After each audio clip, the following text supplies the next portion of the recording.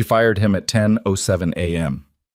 By 10:23 a.m., he was the only reason she was still breathing. Vanessa Holloway had built a billion-dollar empire on one unshakable belief, that she could read people faster than anyone in any room. She prided herself on it, bragged about it at conferences. She was wrong about Derek Cross in every possible way, and it nearly cost her everything.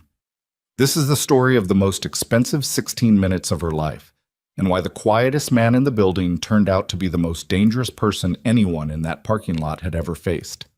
Stay until the end, hit that like button, and drop your city in the comments.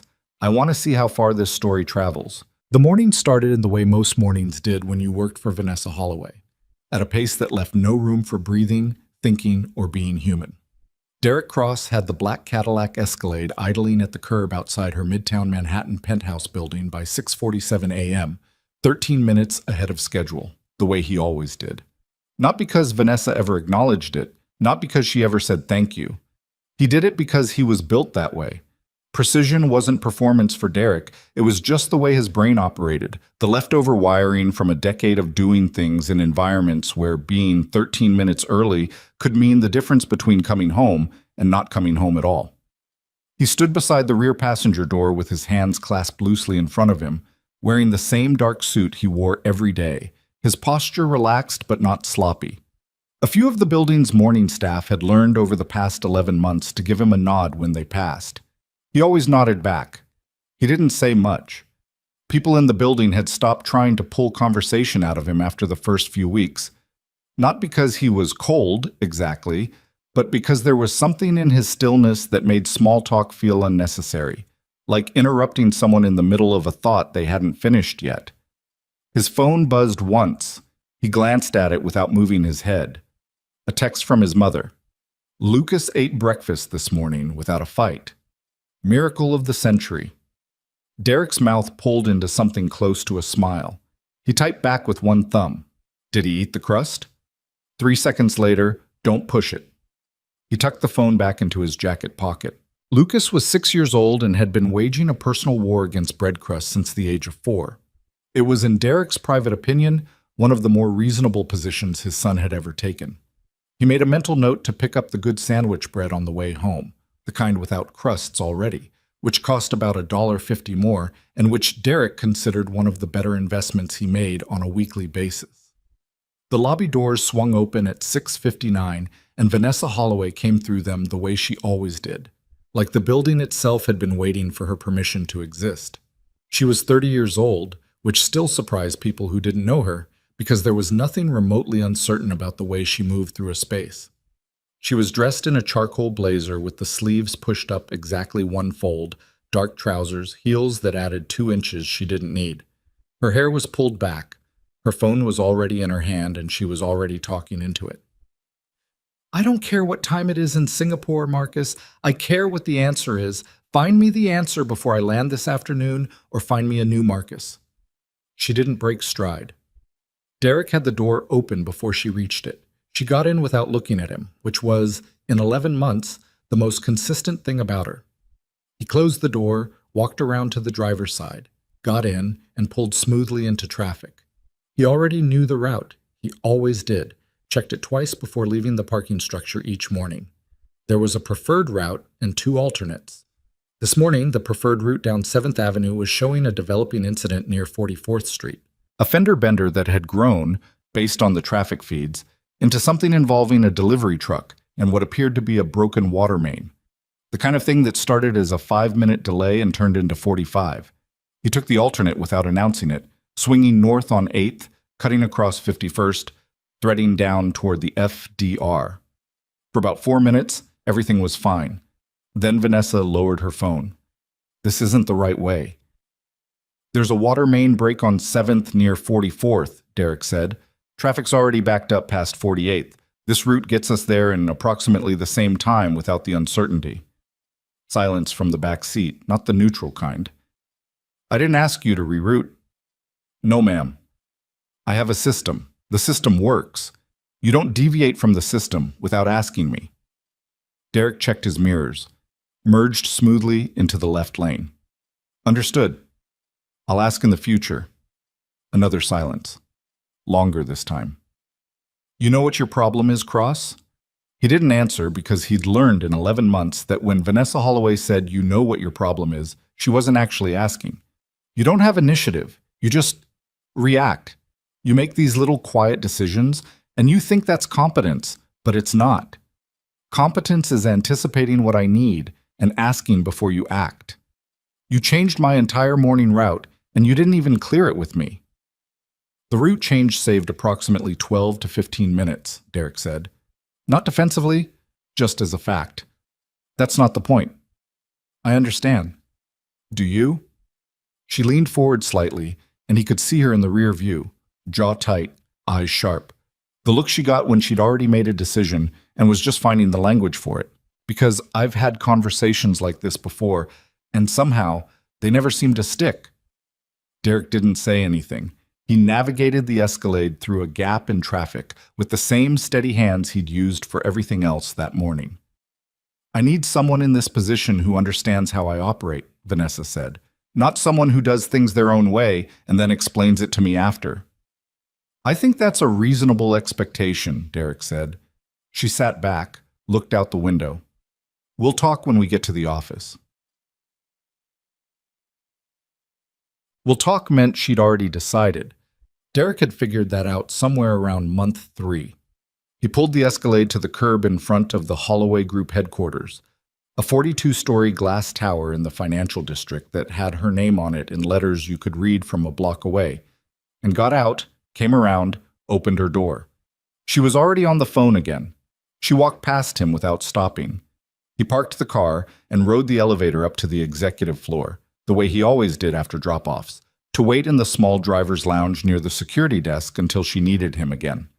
The lounge was a narrow room with a single window, a coffee maker that produced something technically describable as coffee, and 2 chairs that had seen better decades.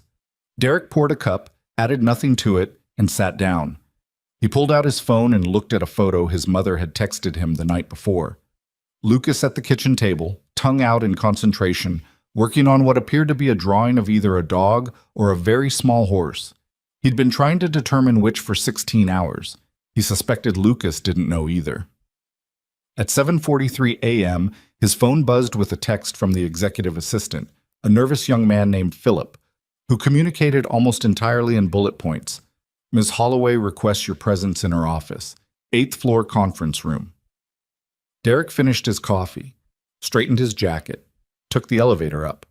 The 8th floor conference room had floor-to-ceiling windows overlooking the harbor, and on a clear morning like this one, you could see the outline of Brooklyn across the water and the sun doing things to the surface of the East River that a painter might spend a career chasing. Derek noticed this the way he noticed most things, briefly, accurately, and without making a production of it. Vanessa was standing with her back to the door when he came in, looking at the view with her arms crossed and her phone face down on the conference table, which meant she'd put it down on purpose, which meant she wanted to have a conversation without distraction, which was never a good sign. Philip was hovering near the door with a tablet and the expression of a man who would rather be literally anywhere else on earth. Close the door, Philip, Vanessa said without turning around. Philip closed it, remaining inside, because apparently his suffering was not yet complete. Cross. She turned. I've been thinking about our conversation this morning. All right, Derek said. This isn't working. He nodded once, not in agreement exactly. More in the way you nod when someone tells you something you already understood was coming. I need someone in this role who operates on my frequency, she said, who thinks the way I think, anticipates the way I anticipate. What happened this morning? The unilateral decision, no communication, just doing it your way. That's not the kind of instinct I need around me. I changed the route because the primary route had a developing traffic incident that would have made you late for your 8 o'clock. I know why you changed the route, Cross. The alternate got you here 4 minutes early. I know that too. She picked up her phone from the table, a habit, then put it back down. It's not about the route. It's about the pattern. You operate independently. You don't communicate. You make decisions that affect my schedule and my day without looping me in. And I've given this a lot of thought. She hadn't. Derek suspected she'd given it about 40 minutes of thought in the back seat on the way up here. and I think we're not a good fit." The room was very quiet for a moment. "I see," Derek said. "Your final check will be processed through payroll by end of week. HR will email you the details. I'll write a reference. A professional one. I want to be clear about that. You're not a bad driver, Cross. You're just not the right driver." Derek looked at her for a moment. Not in a challenging way, just looked. The way he'd learned to look at things when he needed to see them clearly and remember them accurately. "Okay," he said. Vanessa blinked. She'd been prepared for pushback, or an appeal, or at least some sign that this was landing the way firings were supposed to land. "Okay? Okay. I understand." He paused. "Is there anything else you need before I go? Do you need me to brief whoever's taking over on the vehicle, the preferred routes? Philip can handle that." Philip, from across the room, looked as though he very much could not handle that and would have appreciated being left out of this. "All right," Derek said. "I'll leave the vehicle keys with the security desk." He turned toward the door. "Cross." He stopped, looked back. Vanessa seemed, for just a half second, like she was working up to something else. Some qualifier, some acknowledgement, some small human thing that would have closed the distance between who she was in this moment and who she might want to be. But she was 30 years old and had been running this company since she was 26 and had built the whole thing on the premise that hesitation was weakness, and so she closed the distance instead of crossing it. "Good luck," she said. "Thank you," Derek said, and meant it, which was the part that would stay with her later. Not the anger she'd been bracing for, or the wounded pride, or even the professional coolness. Just thank you, like he meant it. He left the room. She went back to looking at the harbor. Derek took the elevator down to the lobby level, stopped at the security desk, and left the Escalade keys with a guard named Raymond, who'd worked the desk for 3 years and who Derek had spoken to most mornings, usually about Raymond's efforts to get his teenage son interested in anything other than video games. "You heading out?" Raymond asked, looking at the keys. "Yeah, I'm done." Raymond processed this. "She fired you?" "We weren't a good fit." Raymond looked at the keys, then back at Derek, with the expression of a man who had opinions about this and was professionally obligated to keep them. "Man," he said finally, I'm sorry to hear that." "It's all right." Derek extended his hand and Raymond shook it. "Take care of yourself, Raymond. Tell Marcus to give the video games another year. They might actually teach him something." He went to the driver's lounge, retrieved his backpack. He always kept it there, a habit from his previous life, and the framed photo he kept on the windowsill, the one of Lucas that his mother had taken last summer.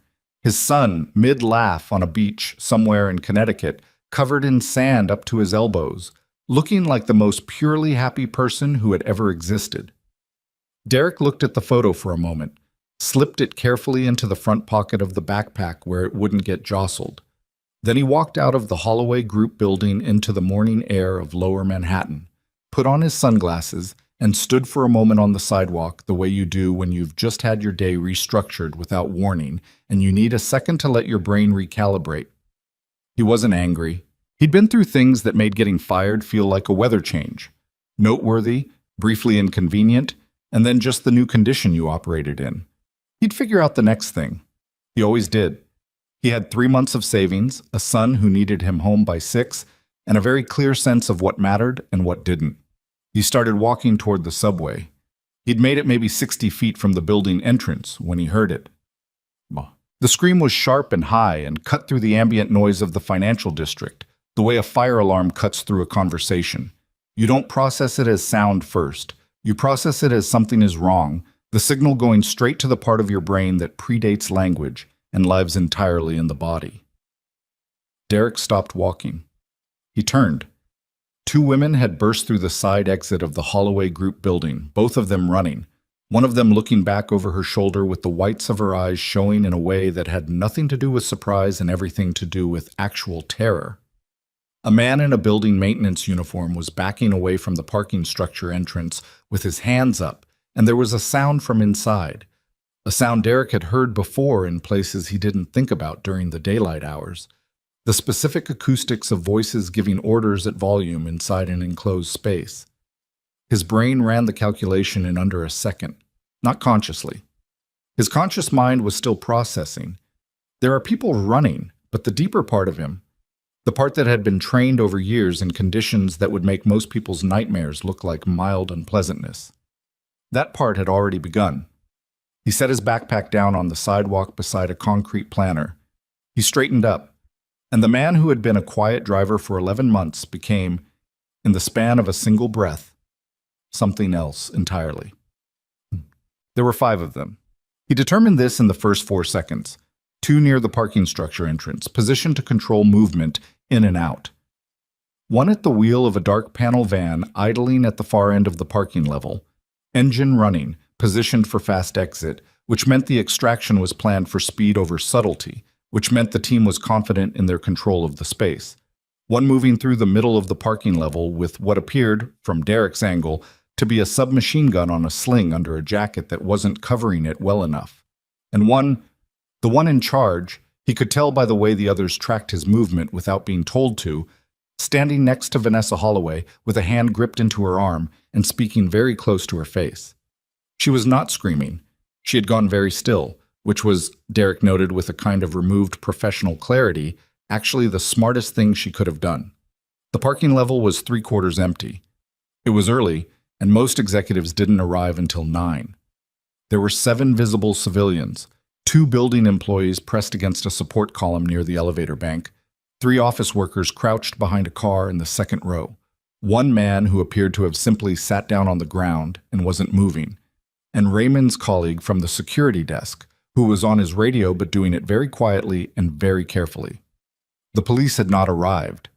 They would be called.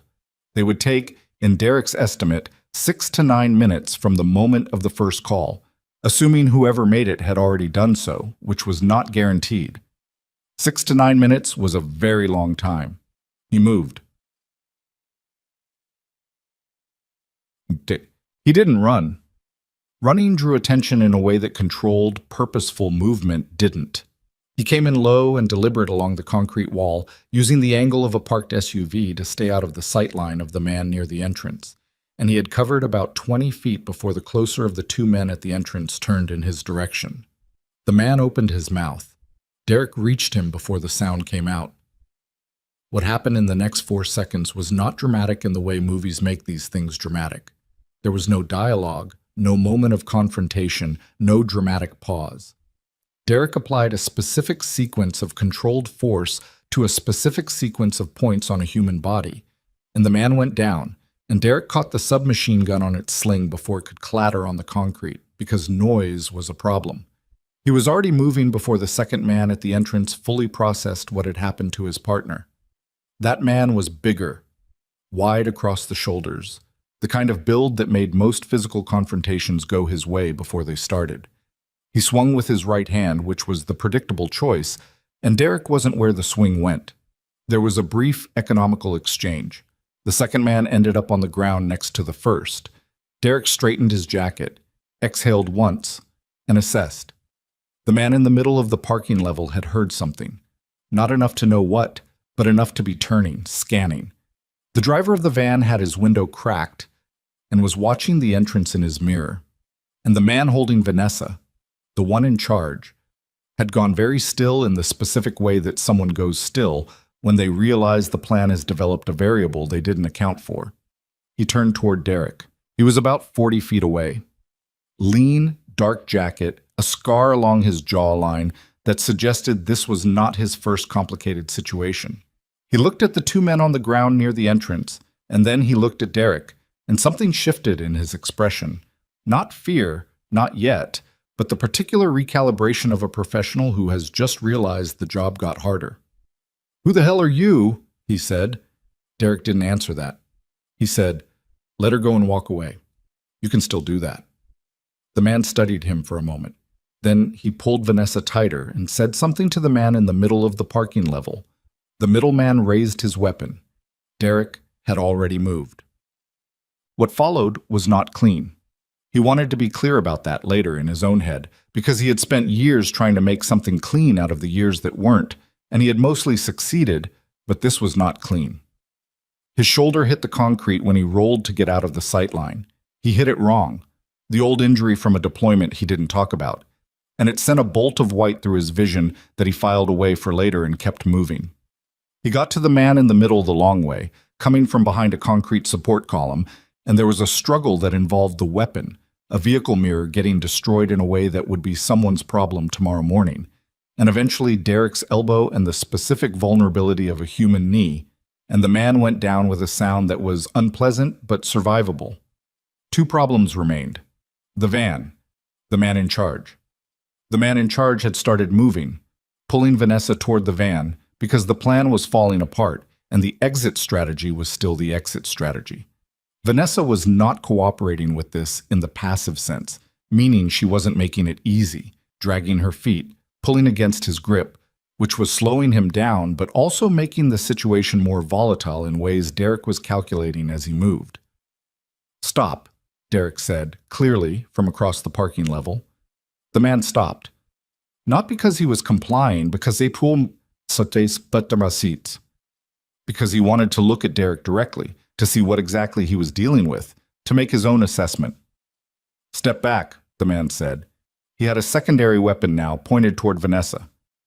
"Step back or this gets complicated." "It's already complicated," Derek said. He kept his voice level. "Your extraction is gone. Your team is down. The police will be here in approximately 4 minutes. The smart version of this is you walk away from her right now and you have options. The other version," he paused, "you don't have as many options." The man looked at him. Hard, measuring look. "You a cop?" "No." "Who are you?" Derek said nothing. The man seemed to make a decision. He shoved Vanessa forward, hard, the kind of shove designed to create distance and disruption, and went for the van. The van's engine revved. The driver was going to pull out, which would mean going through Derek or around him, and the geometry of the parking level didn't make around a realistic option. Derek planted his feet. The van came forward. He moved at the last possible moment, a fraction earlier than it looked, because the appearance of waiting until the last moment was part of what made it work. And as the van passed him, he did something to the driver's side door that was very fast and very specific, and which resulted in the van veering hard into a concrete support column at low speed with a sound like a filing cabinet full of dishes falling down a staircase. He looked back. The man in charge had gotten 10 feet during the van distraction. He'd dropped the secondary weapon when Vanessa had done something unexpected, bitten his wrist, as it turned out, hard enough to matter, and now he was running. He made it to the side exit. He was gone. Derek stood in the middle of the parking level, surrounded by the smell of burnt rubber and leaking coolant and the specific silence that settles in after sudden violence, and he breathed. One of the women pressed against the support column near the elevator bank started crying. Quietly, the way people cry when they're still afraid to make noise. "It's okay," Derek said toward them. His voice came out rougher than he intended. His throat was dry. "You can move now. Go toward the exit on the left, the one near the stairwell. Go." They went. He looked at Vanessa.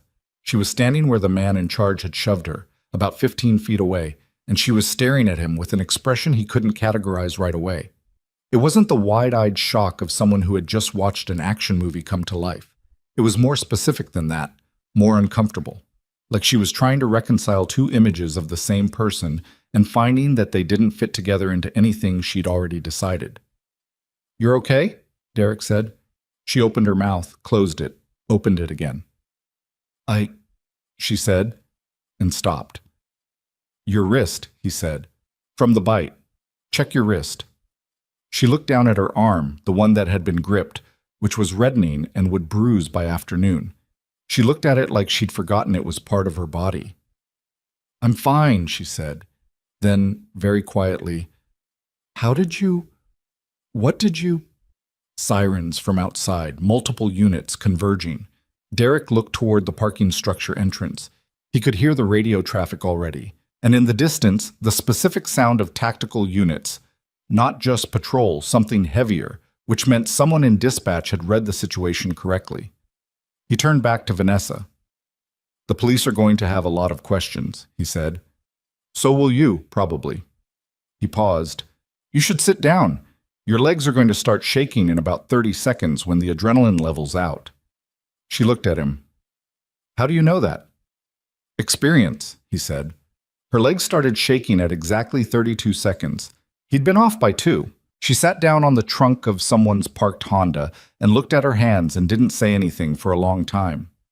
Derek stood nearby, not crowding her, not leaving either, just present in the way he'd learned to be present in difficult moments, available but not demanding anything.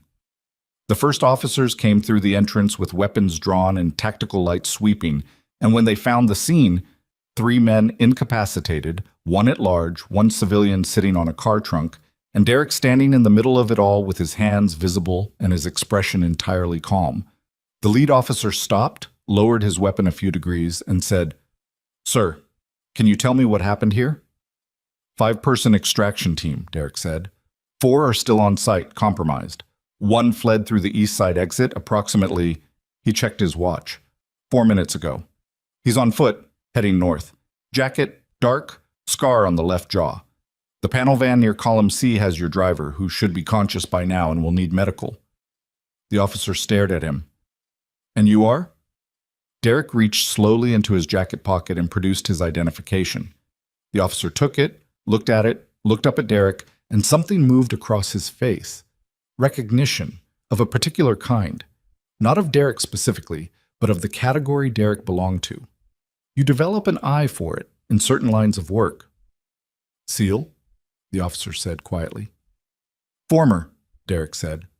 The officer nodded once, slowly, and then looked around at the parking level with new eyes, at the precision of it, the economy, the way 3 trained men were incapacitated without a single shot fired, without a single civilian seriously injured, in an enclosed space with limited sight lines and a moving vehicle. "Yeah," the officer said, to no one in particular. "Okay." He sat with the police for an hour and 40 minutes, gave his account, gave it again to a detective who arrived 20 minutes in, answered every question fully and without embellishment. He called his mother at one point during a break and told her he'd be later than expected, and she asked what happened, and he said there was a situation at work, and she said what kind of situation, and he said the kind he'd handle, and she was quiet for a moment and then said, "Is Lucas going to be upset you're late?" "I'll bring the good sandwich bread," Derek said. "He'll recover." When the detective finally released him, it was almost noon. He stepped out of the parking structure into daylight that felt unfairly ordinary. The same sun, the same buildings, the same city that had no particular interest in accommodating the fact that his morning had gone sideways in about 16 specific directions. He picked up his backpack from the concrete planter where he'd left it. It was still there, which said something about the financial district in the late morning, or possibly just about how fast everything had happened. He stood on the sidewalk. He thought about Lucas, about the drawing that was either a dog or a very small horse, about his mother's kitchen and the sound of the 6 o'clock news playing from the small TV on the counter while they put dinner together, about the specific, irreplaceable weight of a 6-year-old who has decided it is time to climb onto your back whether or not you are in a position to receive a 6-year-old. He started walking toward the subway. Behind him, somewhere in the building, Vanessa Holloway was sitting in a room full of people. Lawyers, security consultants, detectives, a PR person who had arrived with alarming speed, and she was not thinking about any of those people. She was thinking about a man walking away with a backpack and a photograph of his son who had said thank you when she fired him like he meant it, and who had spent the next 16 minutes being the only thing standing between her and something she didn't want to think about too carefully. She was thinking about the route change, the one she'd fired him over, the one that got her to the office 4 minutes early. She pressed her fingertips to the bridge of her nose and sat very still in the middle of everything that was happening around her, and she felt for the first time in a long time genuinely small, not in a way that was comfortable, in a way that was probably necessary. Pop-up. By 2:15 p.m., the police had released a preliminary statement. By 3 p.m., 3 financial news outlets had picked up the story. By 4:30 p.m., a reporter from the Post had somehow gotten Derek's name. He didn't know how, and he was annoyed about it. And by the time Derek was walking the 4 blocks from the subway station to his mother's house, with a loaf of crust-free sandwich bread under his arm, his phone had 17 missed calls from numbers he didn't recognize. He turned it off. His mother was on the porch when he came up the walk, arms crossed, looking at him in the specific way she had looked at him since childhood, assessing accurately the distance between what he was saying and what was actually happening. "You said it was a situation at work," she said. "It was." "Derek." He came up the porch steps and kissed her on the cheek. "Is Lucas inside?" "He's watching something with dinosaurs, Derek." "I'll tell you later," he said. "I promise. Where's the—" The front door banged open and Lucas exploded through it at approximately the speed and structural integrity of a comet that has learned to request things. "Dad!" He hit Derek at thigh level, arms wrapping around his legs. "You're late." "I know," Derek said.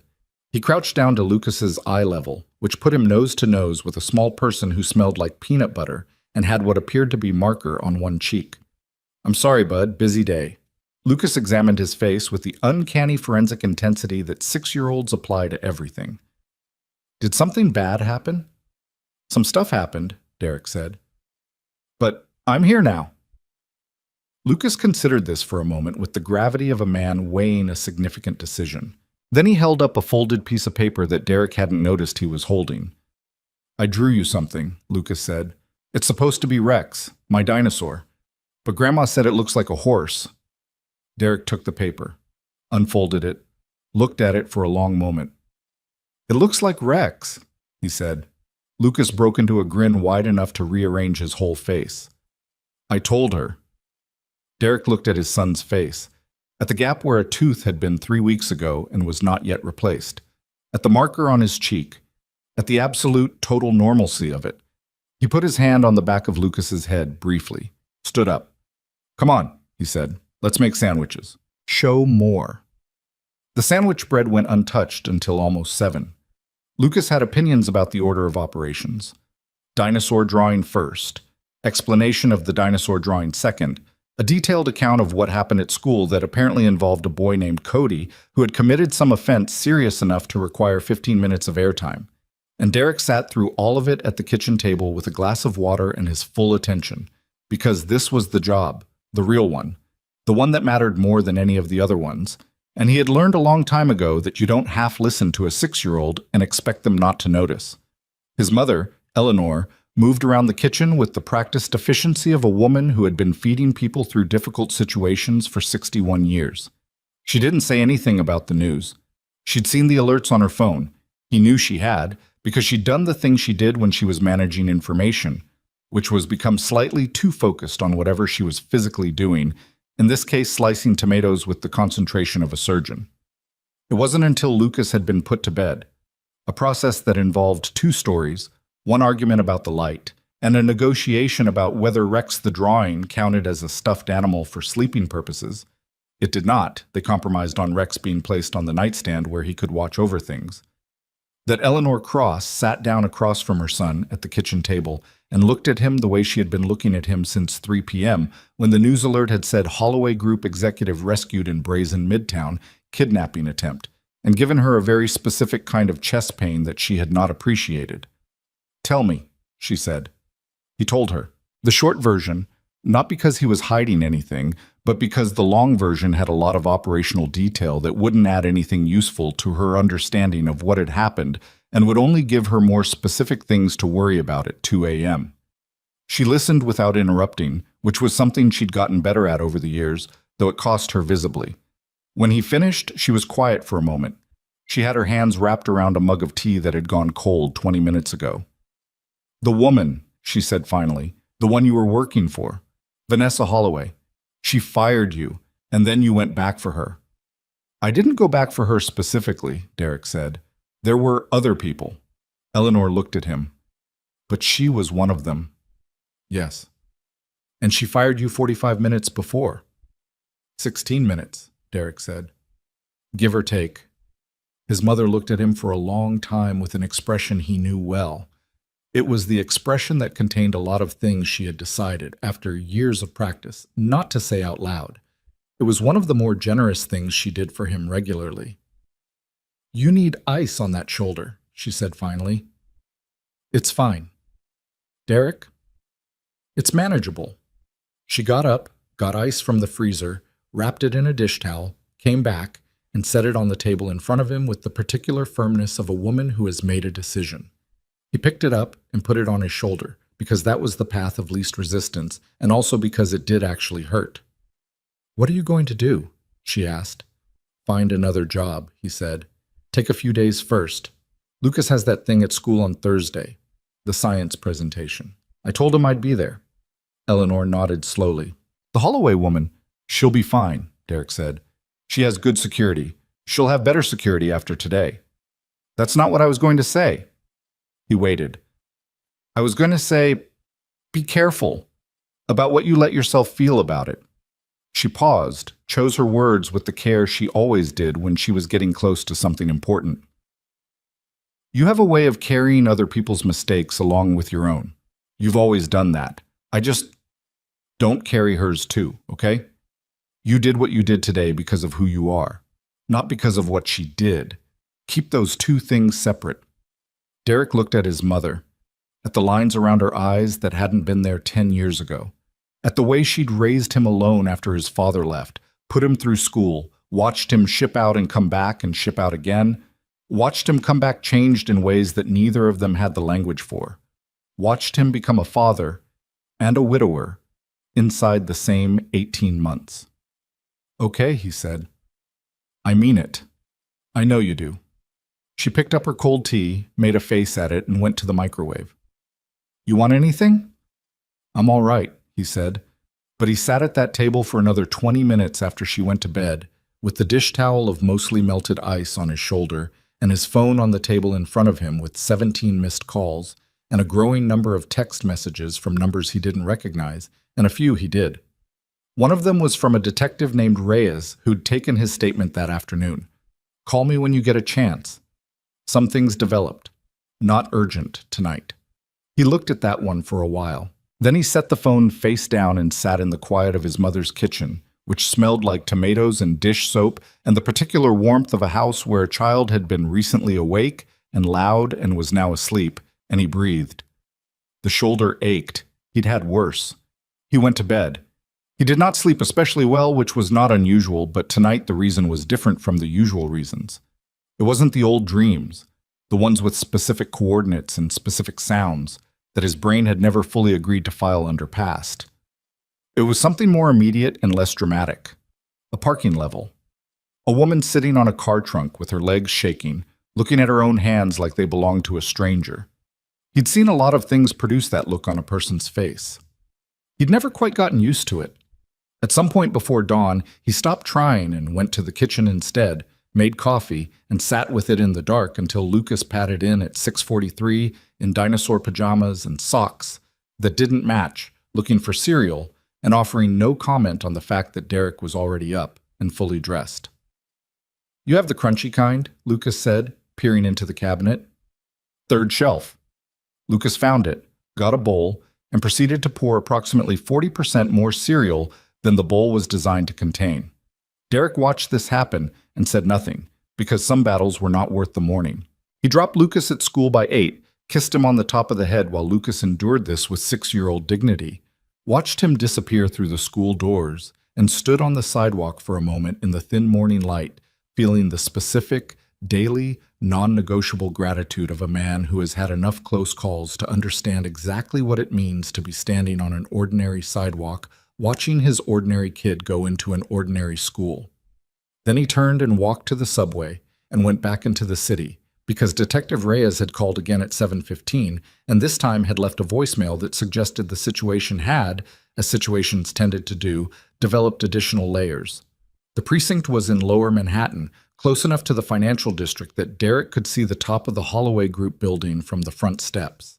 He noted this without particular feeling and went inside. Reyes was a compact woman in her early 40s, with dark hair pulled back and the particular economy of movement that came from spending 20 years making order out of other people's chaos. She had a cup of coffee on her desk that she was not drinking, which suggested it had been there long enough to become ambient rather than functional. She looked up when Derek came in, assessed him with the same professional thoroughness she'd applied the day before, and gestured at the chair across from her desk. "Thanks for coming in," she said. "Coffee?" "I'm all right." She picked up a folder and opened it, which Derek recognized as the move of someone who was about to tell him something they were framing carefully. So, the man who fled yesterday, the one in charge. You identified him. We identified him. She turned the folder so he could see the top sheet, which had a photograph and a name. Marcus Fell. 44, professional background in private military contracting, 3 years with a firm out of Eastern Europe that disbanded under circumstances we're still looking into. He's been on a federal watch list for about 18 months in connection with a kidnapping for ransom operation in the Gulf region. She paused. He's also currently in federal custody as of about 4 this morning. Derek looked at the photograph, the scar on the jaw. Where? Newark. He tried to cross into the transit hub. We'd flagged him at the Port Authority. He's not talking, but he doesn't need to because the 3 men you left us with are talking enough for everyone. She closed the folder. Here's the thing I need you to understand, Mr. Cross. This wasn't opportunistic. Fell's team had been surveilling the Holloway Group building for at least 3 weeks.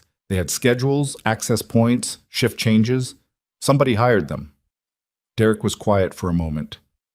You know who? We have a direction. We're not sharing that publicly yet.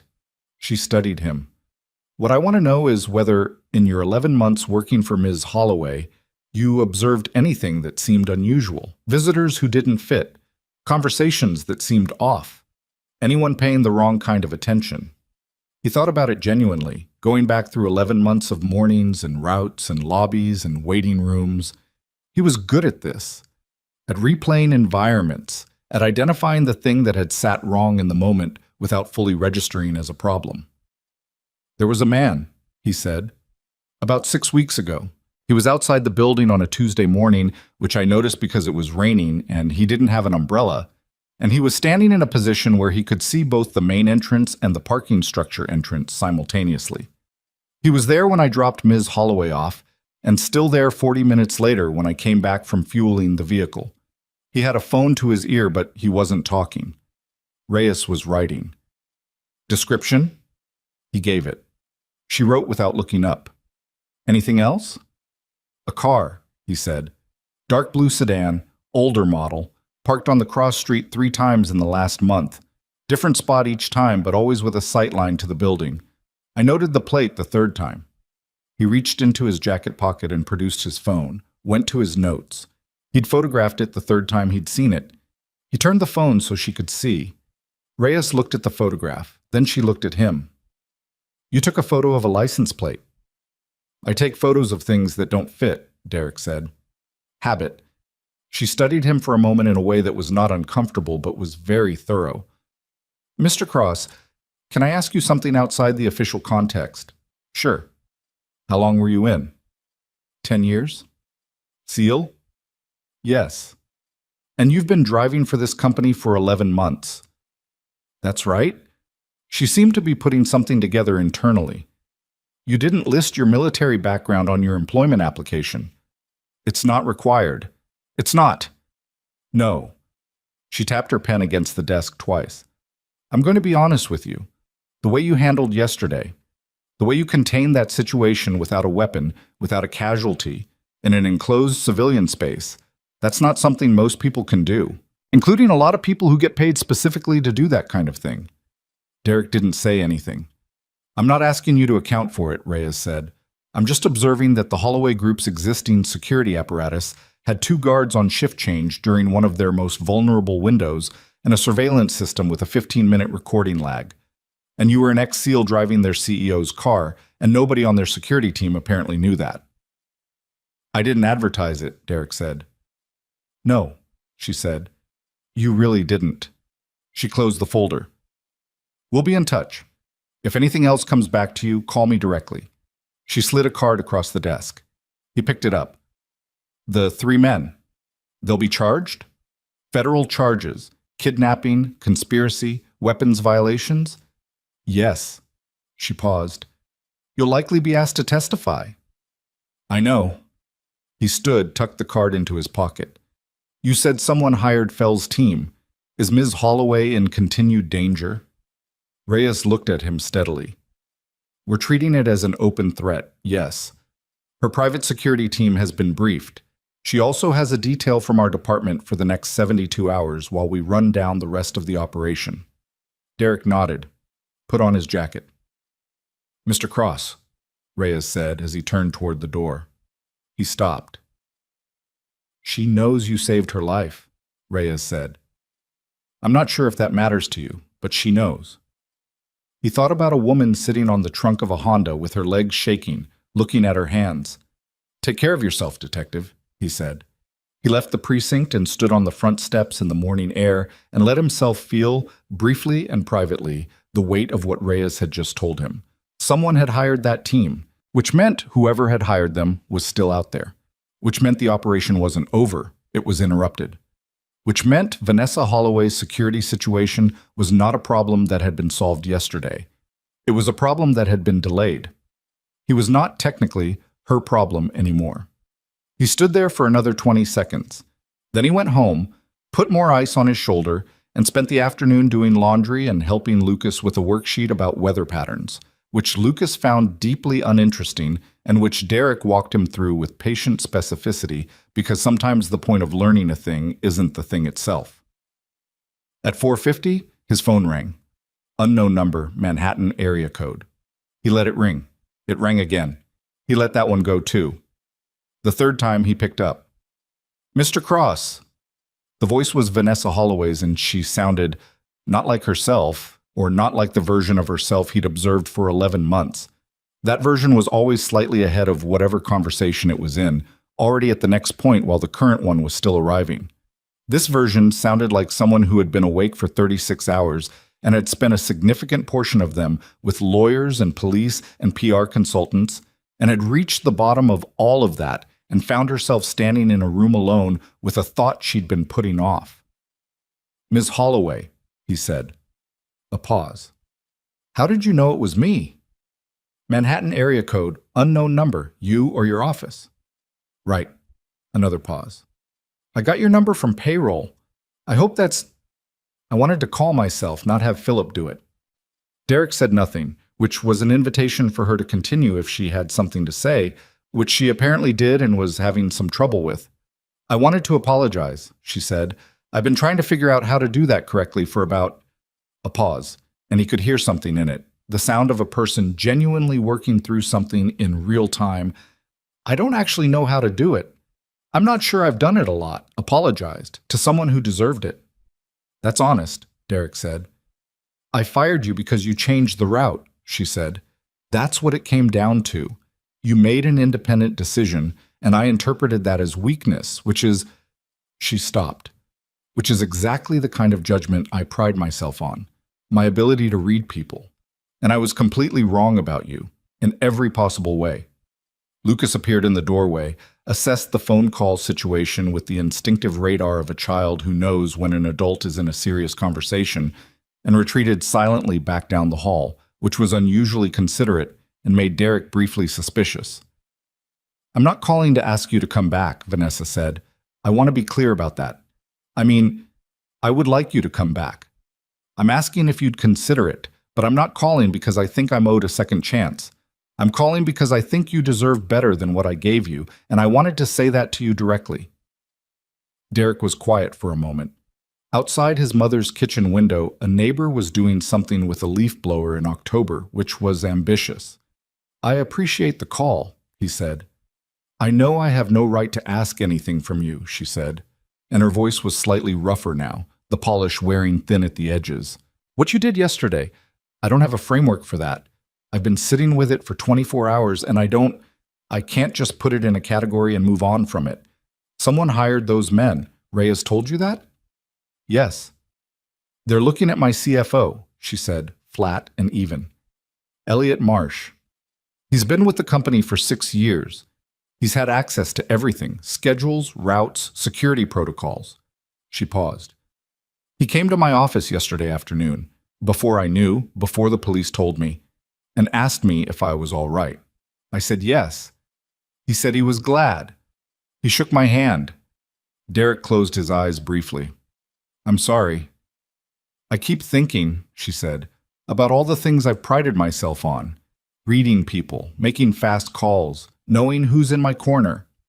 a pause that had some texture to it.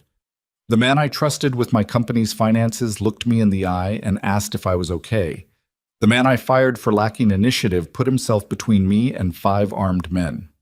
She stopped talking. He let the silence sit. People are complicated, Derek said finally. Yes, she said. I'm beginning to understand that. Another pause. Can I ask you something? Sure. Were you afraid? Yesterday, in the parking structure. He thought about answering that with something clean and simple. He thought about it for about 3 seconds. There were moments, he said. Not the way most people mean it. It wasn't fear of getting hurt. It was more like a kind of, he looked for the word, awareness, of everything that could go wrong, every variable. You hold all of it at once and your body wants to lock up and you don't let it. That's not the absence of fear. That's just what you do with it. She was quiet for a moment. That's the most you've ever said to me. You never asked, he said. Another silence, longer this time. There's something else, she said. The reason I called. Detective Reyes told me this afternoon that Marsh's operation, it wasn't just the kidnapping. He was trying to destabilize the company, create a leadership vacuum. There are other people involved, still unidentified. She said the threat isn't necessarily over. Her voice had steadied. The CEO coming back, but a slightly different version of her. My security team is competent, but competent and excellent are different things, and yesterday I found out what the difference looks like in practice. Ms. Holloway, I know, she said. I know what I'm asking, and I know how much nerve it takes to ask it. I'm not asking because I think you owe me anything. I'm asking because I was wrong about you, and I know I was wrong, and I think you might be the best person for this job, and I would like the opportunity to be different than I was. She exhaled. That's the truth of it. Derek looked at the kitchen doorway. Lucas had reappeared, leaning against the frame this time, watching him with the careful attention of a child who is doing math. I have some conditions, Derek said. A pause.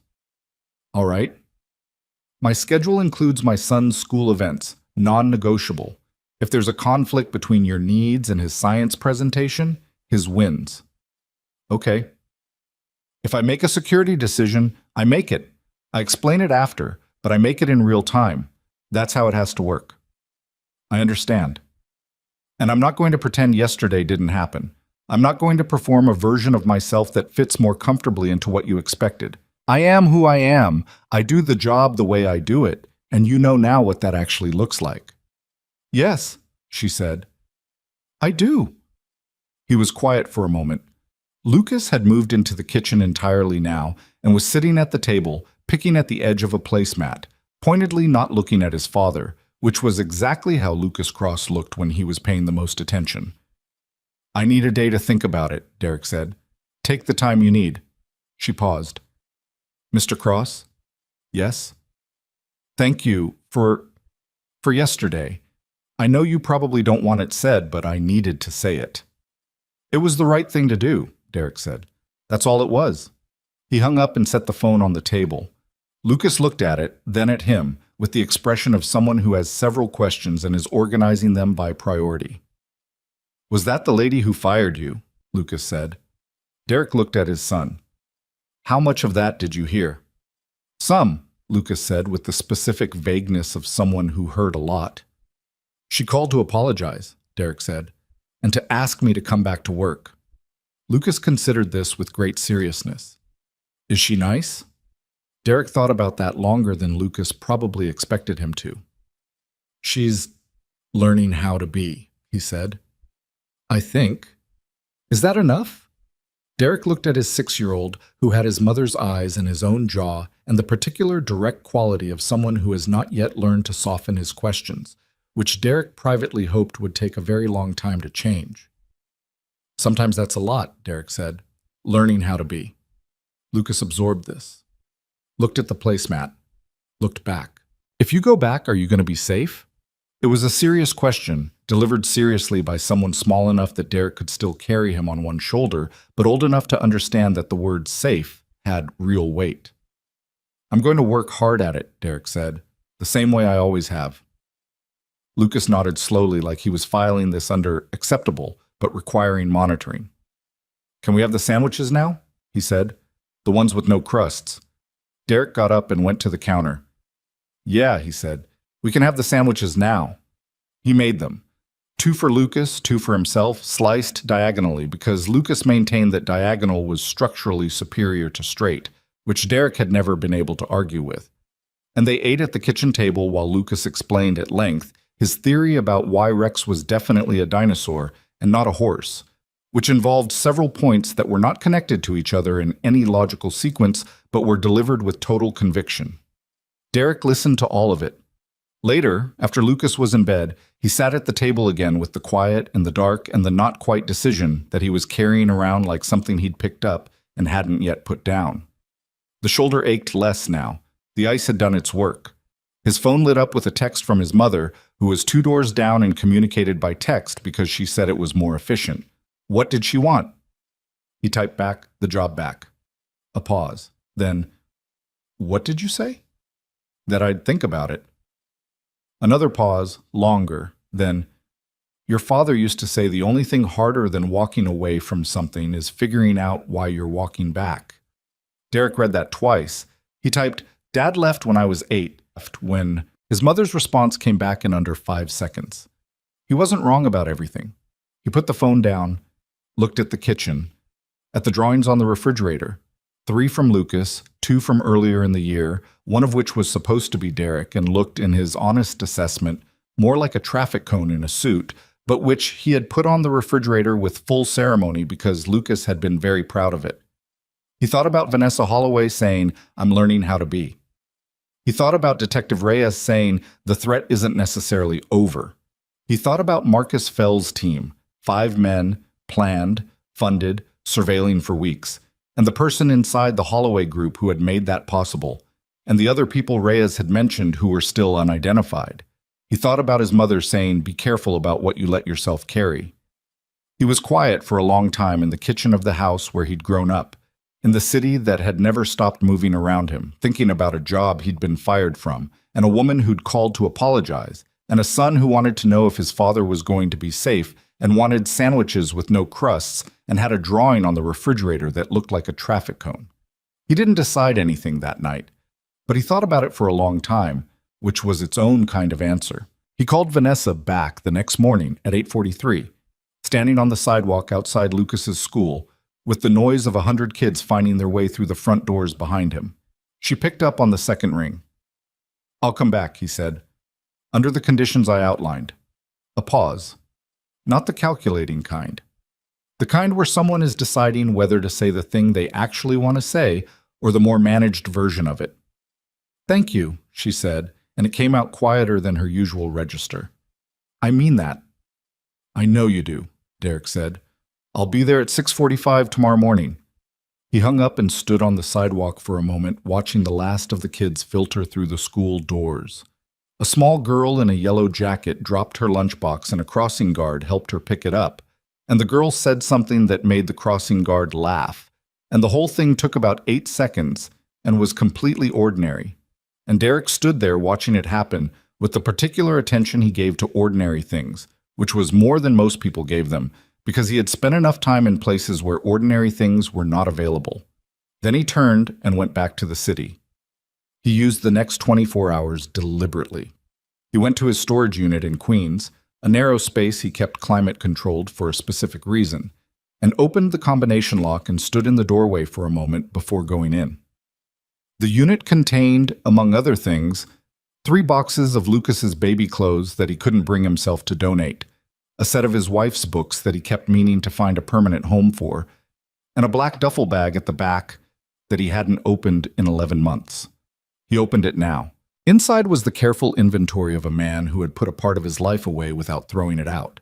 Because throwing it out would have been a lie, a performance of domesticity that didn't account for the reality of what he was. There was a tactical vest, compact and fitted, a set of communication equipment, a folded document set, and the other things, the operational things, which he checked with the mechanical fluency of someone whose hands remembered what his mind had tried to semi-retire.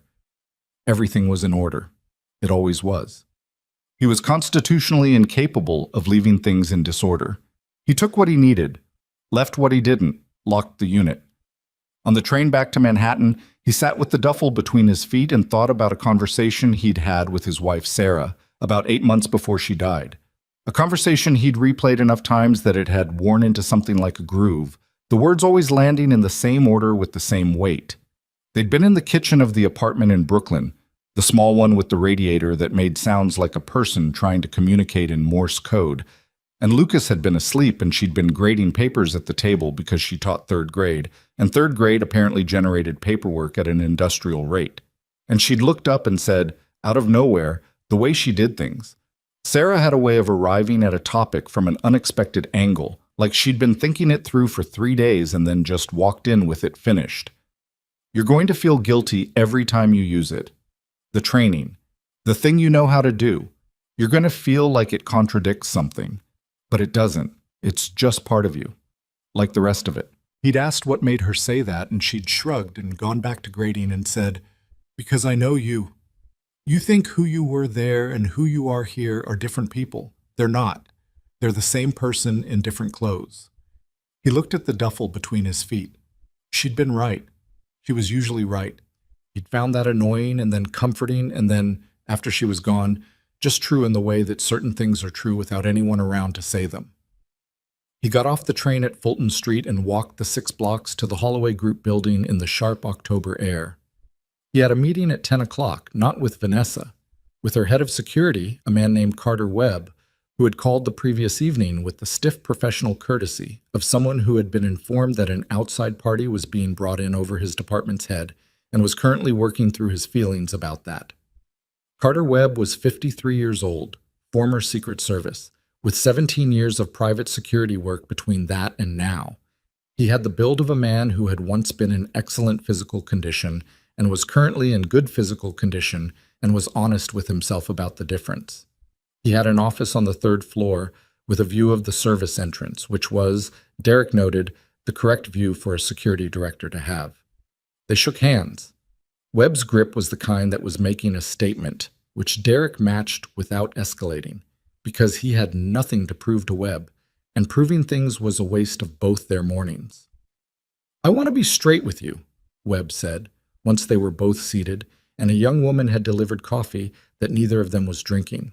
I've been running security for this company for 4 years. My team is good. We had a gap, shift change timing, surveillance lag, that got exploited by a professional operation that spent 3 weeks preparing for it. That's a failure I own. But I want to be clear that it wasn't incompetence. It was a specific, targeted vulnerability that someone with inside knowledge helped them locate. I know, Derek said.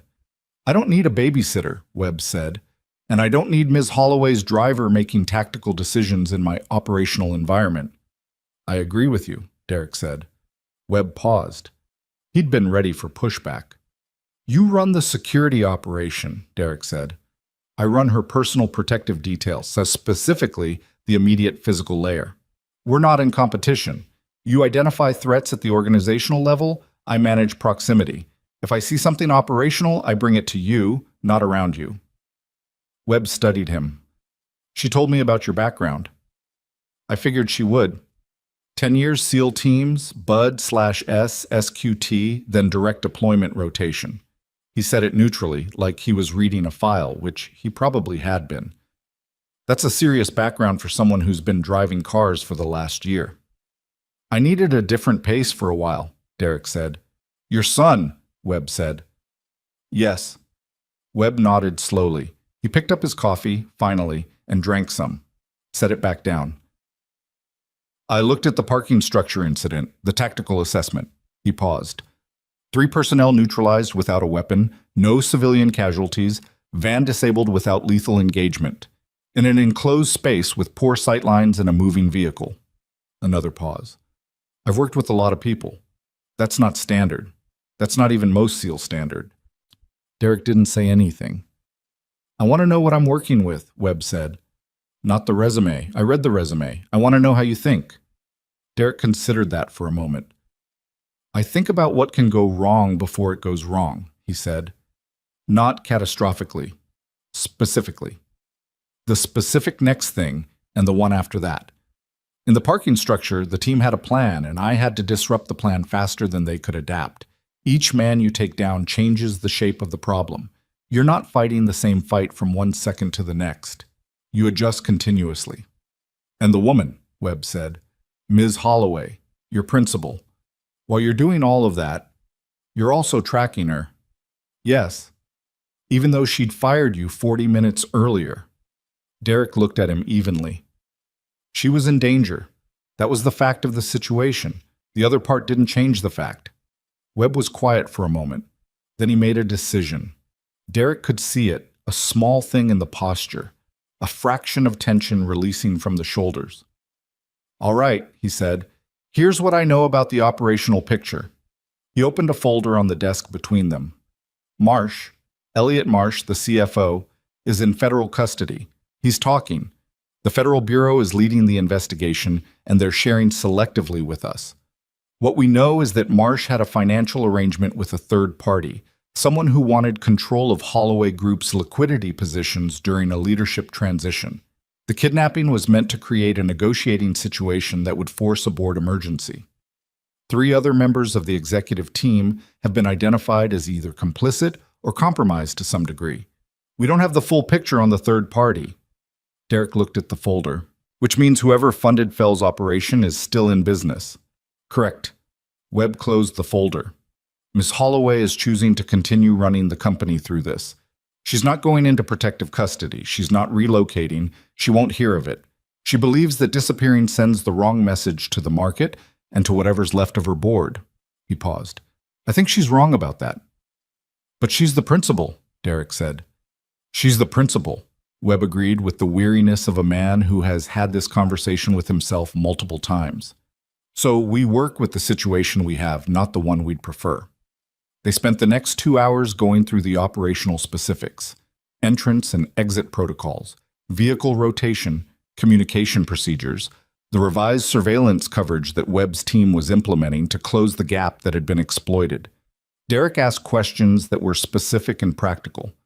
Webb answered them directly. By the end of the second hour, the stiffness had gone out of the room, and they were working the problem together in the flat, functional language of 2 people who both understood what the problem actually was. One more thing, Webb said, as Derek was standing to leave. Your shoulder. Derek looked at him. You took an impact in the parking structure. I saw it on the camera review. The roll. The way you came up slightly favored on the left side. If you're working as her personal protection, I need to know your physical status is reliable. It's an old injury, Derek said. It flared. It's manageable. That's not the same as reliable. No, Derek said. It's not.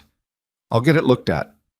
He did, that afternoon, at a clinic in Murray Hill that a friend from his unit had recommended years ago, a doctor named Falk, who had done a lot of work with veterans and who examined Derek's shoulder with the thorough, practical manner of someone who had seen this specific kind of damage before. Rotator cuff, old tear that was never fully rehabbed, Falk said, pressing along the joint with his fingertips. You've been compensating for it so long you probably don't notice most of the time. Acute impact re-aggravated it. You're not going to make it worse by using it in the next few weeks. It's going to hurt, but it's stable. Ice, ibuprofen. Don't do anything with your left arm above shoulder height if you can avoid it. And if I can't avoid it? Falk looked at him in the way of a man who had heard that question phrased exactly that way before. Then it's going to hurt more than it does now, and you ice it again after, and we talk about the surgical option when this is over, whatever this is. Fair enough, Derek said. He paid the bill, which was less than he'd expected and more than he'd hoped, and took the subway back to Queens to pick up Lucas. Lucas had had a complicated day involving a disagreement with Cody, the recurring antagonist of his classroom social life, about whether a Brachiosaurus could beat a Triceratops in a fight, which Lucas maintained was not even a real question because they ate different food and would never have been in competition, and Cody had called this boring, and Lucas had found this profoundly unjust. Derek listened to all of this on the walk from school to the subway and said at appropriate intervals, "That makes sense," and "Yeah, Cody sounds like he's not thinking about the ecology," and "You're not wrong about the food source thing," and watched his son's shoulders gradually drop from around his ears back to where they belonged. "Dad," Lucas said as they waited for the train, Are you going back to the job? Yeah, Derek said, starting tomorrow. Lucas processed this. The same lady? Same lady. Is she going to be nicer? Derek thought about Vanessa Holloway at 6:45 the next morning, what that would look like, what version of herself she would have assembled by then. I think she's working on it, he said. That's good, Lucas said, with the generous pragmatism of someone who had not yet decided that people couldn't change. As long as she doesn't fire you again. We talked about that, Derek said. Good, Lucas said, and the train came and that was the end of it. He was at the curb outside Vanessa's building at 6:42 the next morning, 3 minutes earlier than usual, with the Escalade, which Webb's team had swept and cleared the night before, a new protocol, idling at the curb in the thin gray light of a Tuesday that had not yet decided what kind of day it wanted to be. Vanessa came through the lobby doors at 6:58. She was dressed the way she always was, blazer, trousers, heels, but something in the pace was different. Not slower exactly, more deliberate, like she was moving through the morning rather than through it.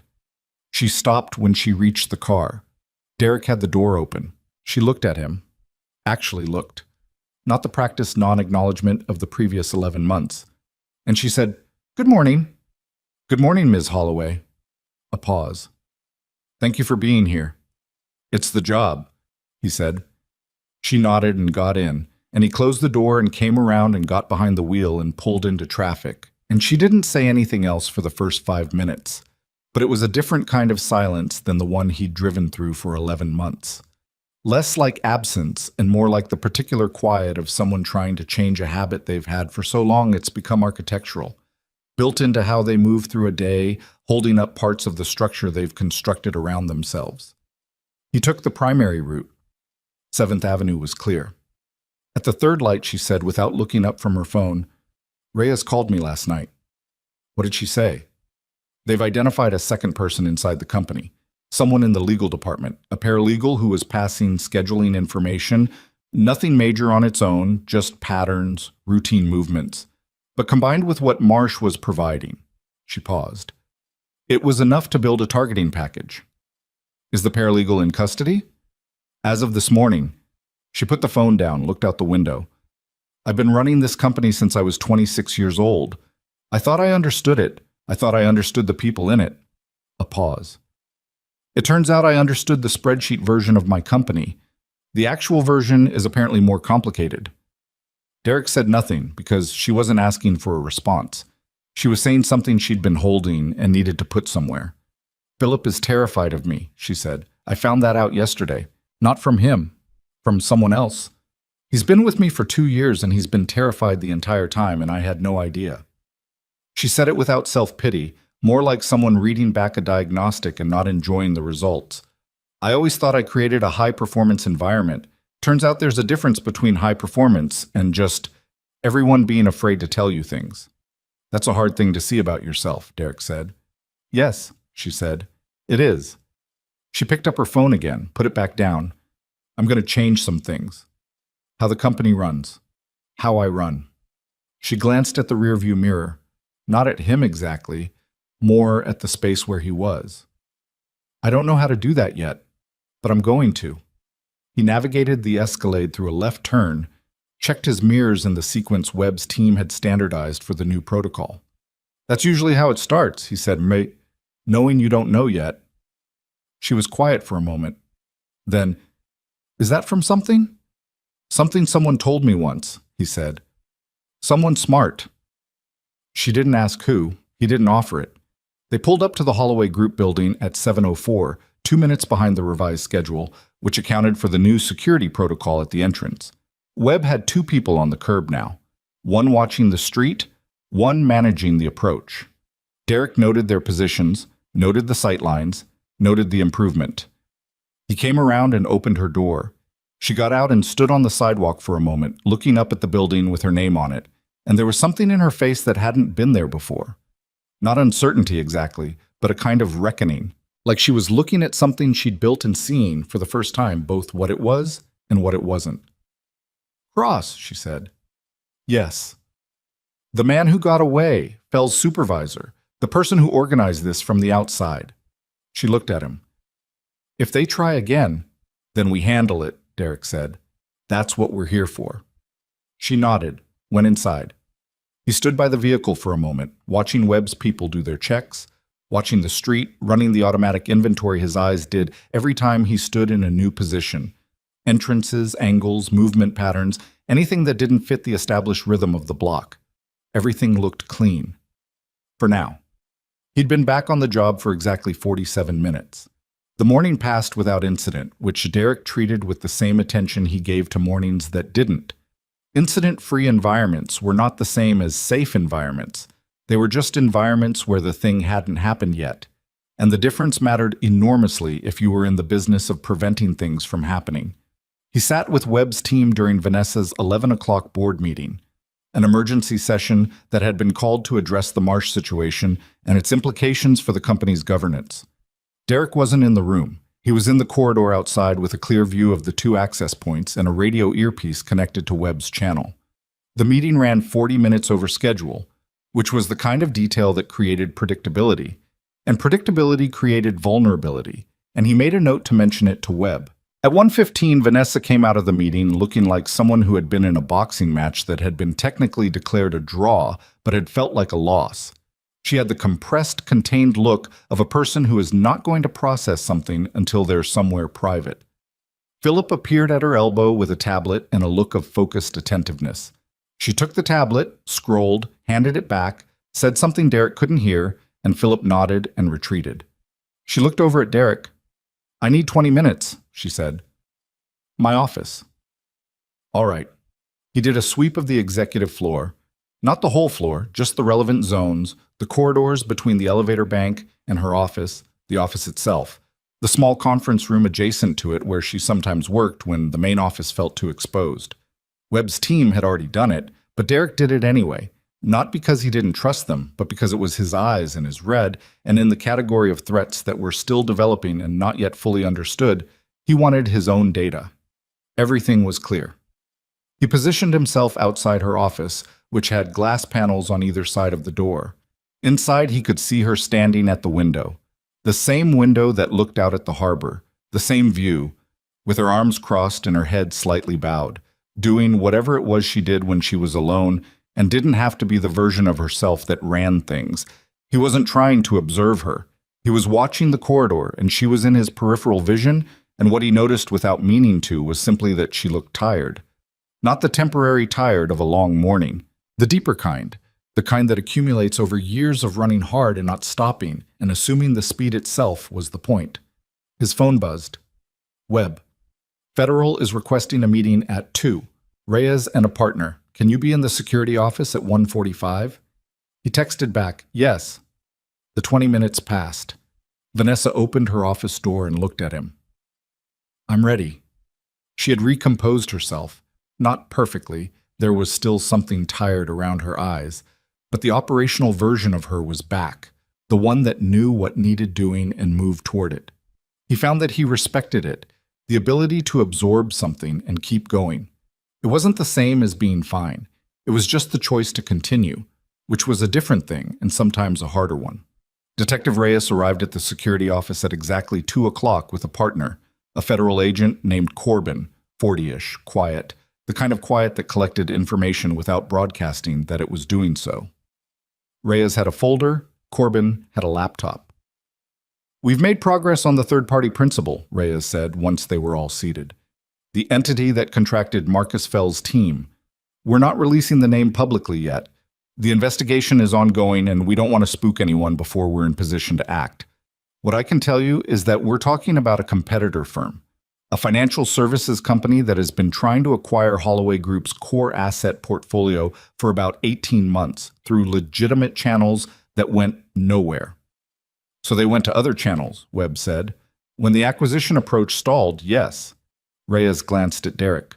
"The plan was, if Vanessa Holloway could be removed from the picture, even temporarily, the board in its current composition was susceptible to a distressed acquisition at a reduced valuation. Marsh was the inside man. He'd been approached about 2 years ago, offered a significant financial arrangement." Vanessa was sitting very still at the end of the table. 2 years, she said. Yes. He sat across from me in that office for 2 years.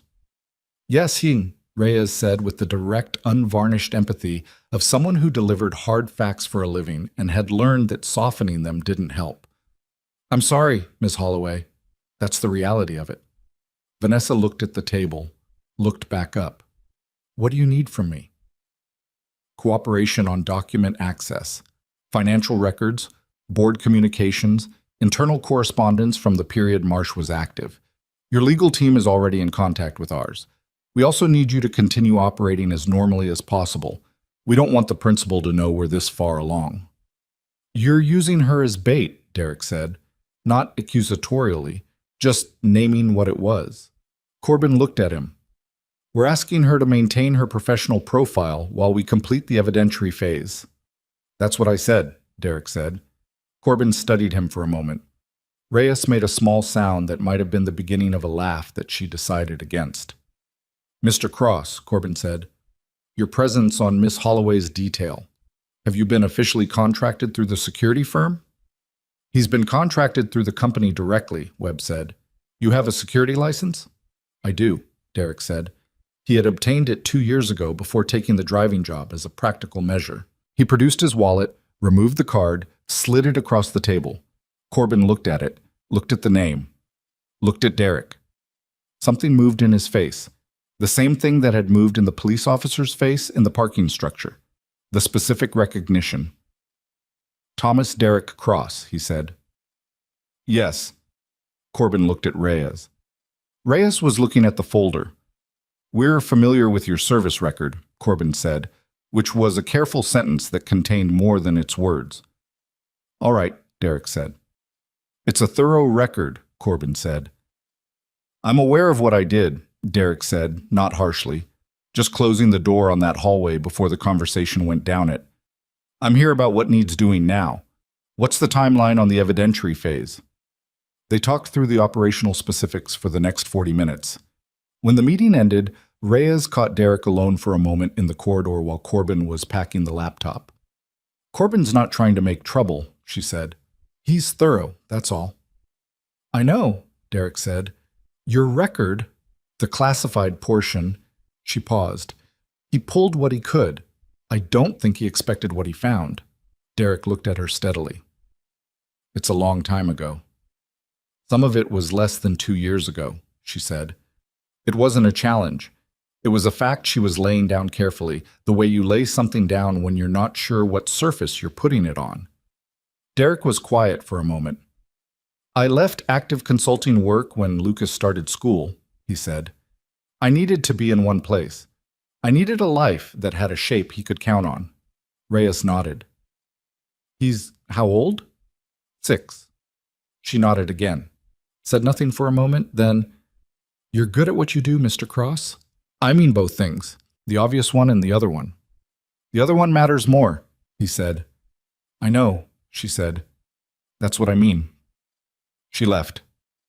He stood in the corridor for a moment, feeling the weight of that exchange settle into the afternoon around him, the specific discomfort of being seen accurately by someone you've only just met.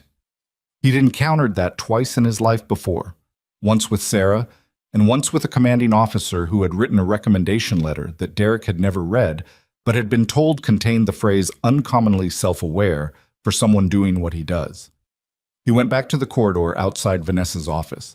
Webb's people were doing a rotation change. He watched the sightlines. Everything was where it should be. At 4:30, Vanessa's office door opened and she came out with her jacket on, which meant she was wrapping up for the day. She looked at him. Walk with me to the parking level. He fell into step beside her, slightly behind and to the right, which was the correct position for this kind of principal movement, and which he maintained without making it look like a technique, just a habit of where he stood. In the elevator, she said without preamble, I talked to Philip today. I asked him to be honest with me. It took him about 4 minutes to stop looking like he expected to be fired. She paused. He told me 17 things that he'd been afraid to tell me. Some of them were small. One of them was a significant operational issue that I had no idea about. How did that go? Derek said. Badly at first, she said. Then better. She looked at the elevator doors. He started crying at one point. which was mortifying for both of us. But he finished telling me the thing, so she shrugged with one shoulder. Progress. The elevator opened into the parking level, which was now equipped with 3 cameras where there had been 2.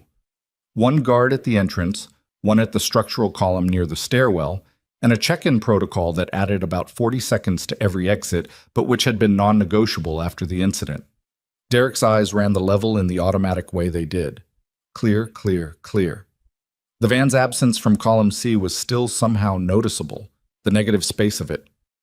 Vanessa stopped at the Escalade and looked at him. I need to ask you something, and I want you to tell me the truth. All right. Do you think they'll try again? He looked at her. She was watching him with the directness she brought to everything. Not dramatized, not performing bravery, just a woman who ran a billion-dollar company and had been in a kidnapper's grip 48 hours ago and needed accurate information in order to make decisions. I think the people who organized this haven't gotten what they wanted, Derek said. I think Marsh being in custody changes their timeline, but not their objective. I think there's a window, the period before the federal investigation closes around them, where they might try something faster and less organized than what they had the first time. He paused. Faster and less organized doesn't mean less dangerous. It sometimes means more. She absorbed that, nodded. Okay, she said. Thank you for being straight about it. You asked, he said. She looked at him for a moment. Most people would have softened that. Softening it doesn't change what it is, he said. It just means you're less prepared. Something moved across her face, not quite a smile, more like a flicker of recognition, the look of someone who has just heard a version of something they've believed themselves for a long time, but applied to different things. Get home safe, she said. You too, he said. He watched Webb's team move her to the secondary vehicle. The rotation protocol Webb had implemented meant she didn't leave in the same car at the same time by the same route on consecutive days. He watched until the vehicle pulled out of the structure and into the street. Then he stood in the quiet of the parking level for a moment, listening to the city through the open grates in the walls. Somewhere up on the 42nd floor of the building above him, someone had tried to end Vanessa Holloway's control of something she'd spent her adult life building, and had failed, barely, because of a sequence of events that had started with a water main break on 7th Avenue at 6:50 in the morning. Contingency, Derek thought. Everything runs on contingency. You prepare for the thing you can see coming, and you try to be the kind of person who handles the thing you didn't. He picked up his bag and walked to the subway. Lucas was at his mother's. He had a presentation about weather patterns on Thursday that he still hadn't entirely finished, and Derek had promised to help tonight, and the prospect of sitting at the kitchen table explaining cumulus cloud formation to a 6-year-old who would rather be drawing dinosaurs felt, in this specific moment, like the best thing he could think of to do with an evening. He took the stairs out of the parking structure 2 at a time, which made his shoulder remind him of its opinion on the matter, and came out onto the street into the late afternoon light that was doing something generous to the buildings, turning the glass towers amber and rose, and making the city look, briefly and without any special effort, beautiful. He put his hands in his pockets and walked, and the city moved around him the way it always did, indifferent and alive, and he let it. The weather presentation happened on Thursday, as promised. Derek sat in a row of small plastic chairs designed for people about a third of his size, surrounded by other parents doing the same stoic thing with their knees, and watched Lucas stand at the front of the classroom next to a poster board that had taken 2 evenings and 1 significant argument about the spelling of cumulonimbus to complete. The poster had clouds on it, drawn by Lucas in the same definitive style as Rex the dinosaur, bold and slightly asymmetrical, and entirely committed to their own reality. Lucas explained cumulus clouds, stratus clouds, and nimbostratus clouds with the focused intensity of someone who had been thoroughly briefed. He said precipitation correctly on the first try, which Derek noted with the private satisfaction of a man who had spent 45 minutes on that word specifically. He stumbled on meteorologist and recovered by saying weather scientist instead, which was, in Derek's view, the correct instinct. When a word isn't working, replace it with the thing it actually means. Afterward, in the hallway, Lucas found him in the crowd with the radar children use for their people and grabbed his hand and looked up and said, "Was that good?" "That was really good," Derek said. "Better than Cody's?" I didn't see Cody's. Lucas considered this. Mine was better, he said, with the confidence of someone who has made peace with subjectivity. Derek squeezed his hand once, and they went to get juice boxes from the table by the window. And the morning was ordinary and complete, and Derek held it the way he'd learned to hold things like this. Not too tightly, because that changed them, but with enough attention that he'd have it accurately later when he needed it. He was back at the Holloway Group building by noon. The week that followed established a rhythm that was different from the 11 months before it, in ways that were small individually and significant collectively. Vanessa came through the lobby doors each morning and said good morning in a way that was brief but genuine. She told him the route change requests before he made them, rather than reacting to them after, which cost her approximately 30 seconds per morning, and which Derek acknowledged with a nod each time without making a production of it. She stopped treating the security protocols as bureaucratic inconveniences and started treating them as what they were, which was the difference between a person who understood threat and a person who was still arguing with the fact of it. It wasn't transformation. It was adjustment, which is slower and less dramatic and considerably more real. Webb and Derek found a working relationship that functioned the way functional things do, not without friction, but with friction that produced something rather than just heat. Webb ran the organizational picture. Derek ran the immediate one. They briefed each other twice daily. Webb had a habit of over-documenting that Derek privately found excessive and professionally recognized as correct. And Derek had a habit of trusting his instincts in ways that Webb found underdocumented, and which Webb was gradually acknowledging produced accurate results. "You made a note about the blue sedan," Webb said one morning in the security office on the 3rd floor. "The one you photographed before the incident." 3 sightings, Derek said. Different spots. Consistent sightline. Reyes's team ran the plate. Registered to a shell company out of Delaware. Company was dissolved 6 weeks ago. Webb looked up from the file. Which means whoever was using it knew it would eventually be looked at. They planned for discovery, Derek said. Which means there's a layer above what we're seeing. Yes. Webb set the file down. Corbin called me yesterday. The principal, the firm that contracted, fell. They're a company called Arden Capital, mid-size private equity based in Connecticut, about $12 billion under management. They've been trying to acquire Holloway Group's real estate debt portfolio, specifically about $4 billion in commercial paper that Vanessa's been using as collateral for a major expansion. He paused. The CEO is a man named Gerald Prine, 61, known in the industry, nothing on his record. But Arden Capital has used aggressive tactics before. There's a pattern with 2 previous acquisition targets. Nothing that crossed legal lines clearly enough to act on. But this did, Derek said. This did. Corbin says they're building the case. It's close. Webb folded his hands on the desk. The concern is the window. The closer they get to making the arrest, the more Prine has to lose by waiting. Derek thought about what he told Vanessa 4 days ago. Faster and less organized doesn't mean less dangerous. He'll know they're coming, Derek said. People like Prine always know. They have people watching the same things we're watching. Which means if he moves soon, Webb said. Yes. They looked at each other with the particular understanding of 2 people who have both spent significant portions of their lives trying to stay one step ahead of what could go wrong. I'm changing the morning protocol, Derek said, starting tomorrow. Different vehicle, different pickup time, different entrance to the building. I want her moving in a pattern that doesn't establish itself long enough to be predictable. She won't love the time change, Webb said. No, Derek said. But she'll accept it. He told Vanessa that afternoon. She was in the back of the Escalade on the return trip from a meeting in Midtown, the late afternoon traffic turning the city into a slow crawl that gave conversations more time to breathe than they usually got in her schedule. 5:30, she said. 5:45, Derek said, and the pickup point moves to the side entrance on 61st. That adds 12 minutes to my morning. Yes. She was quiet for a moment. Outside, the city inched. A cab driver somewhere behind them expressed an opinion with his horn. All right, she said. He glanced in the rear view. She was looking out the window, not at anything specific. He'd noticed she did this more than she used to, let her eyes rest on the middle distance rather than always driving them toward the next thing. It was a small change. It probably cost her. How much longer? She said. Not about the traffic. Corbin's building the case. Days, maybe. Could be a week. And in the meantime, we don't give Prine a clean opportunity, Derek said.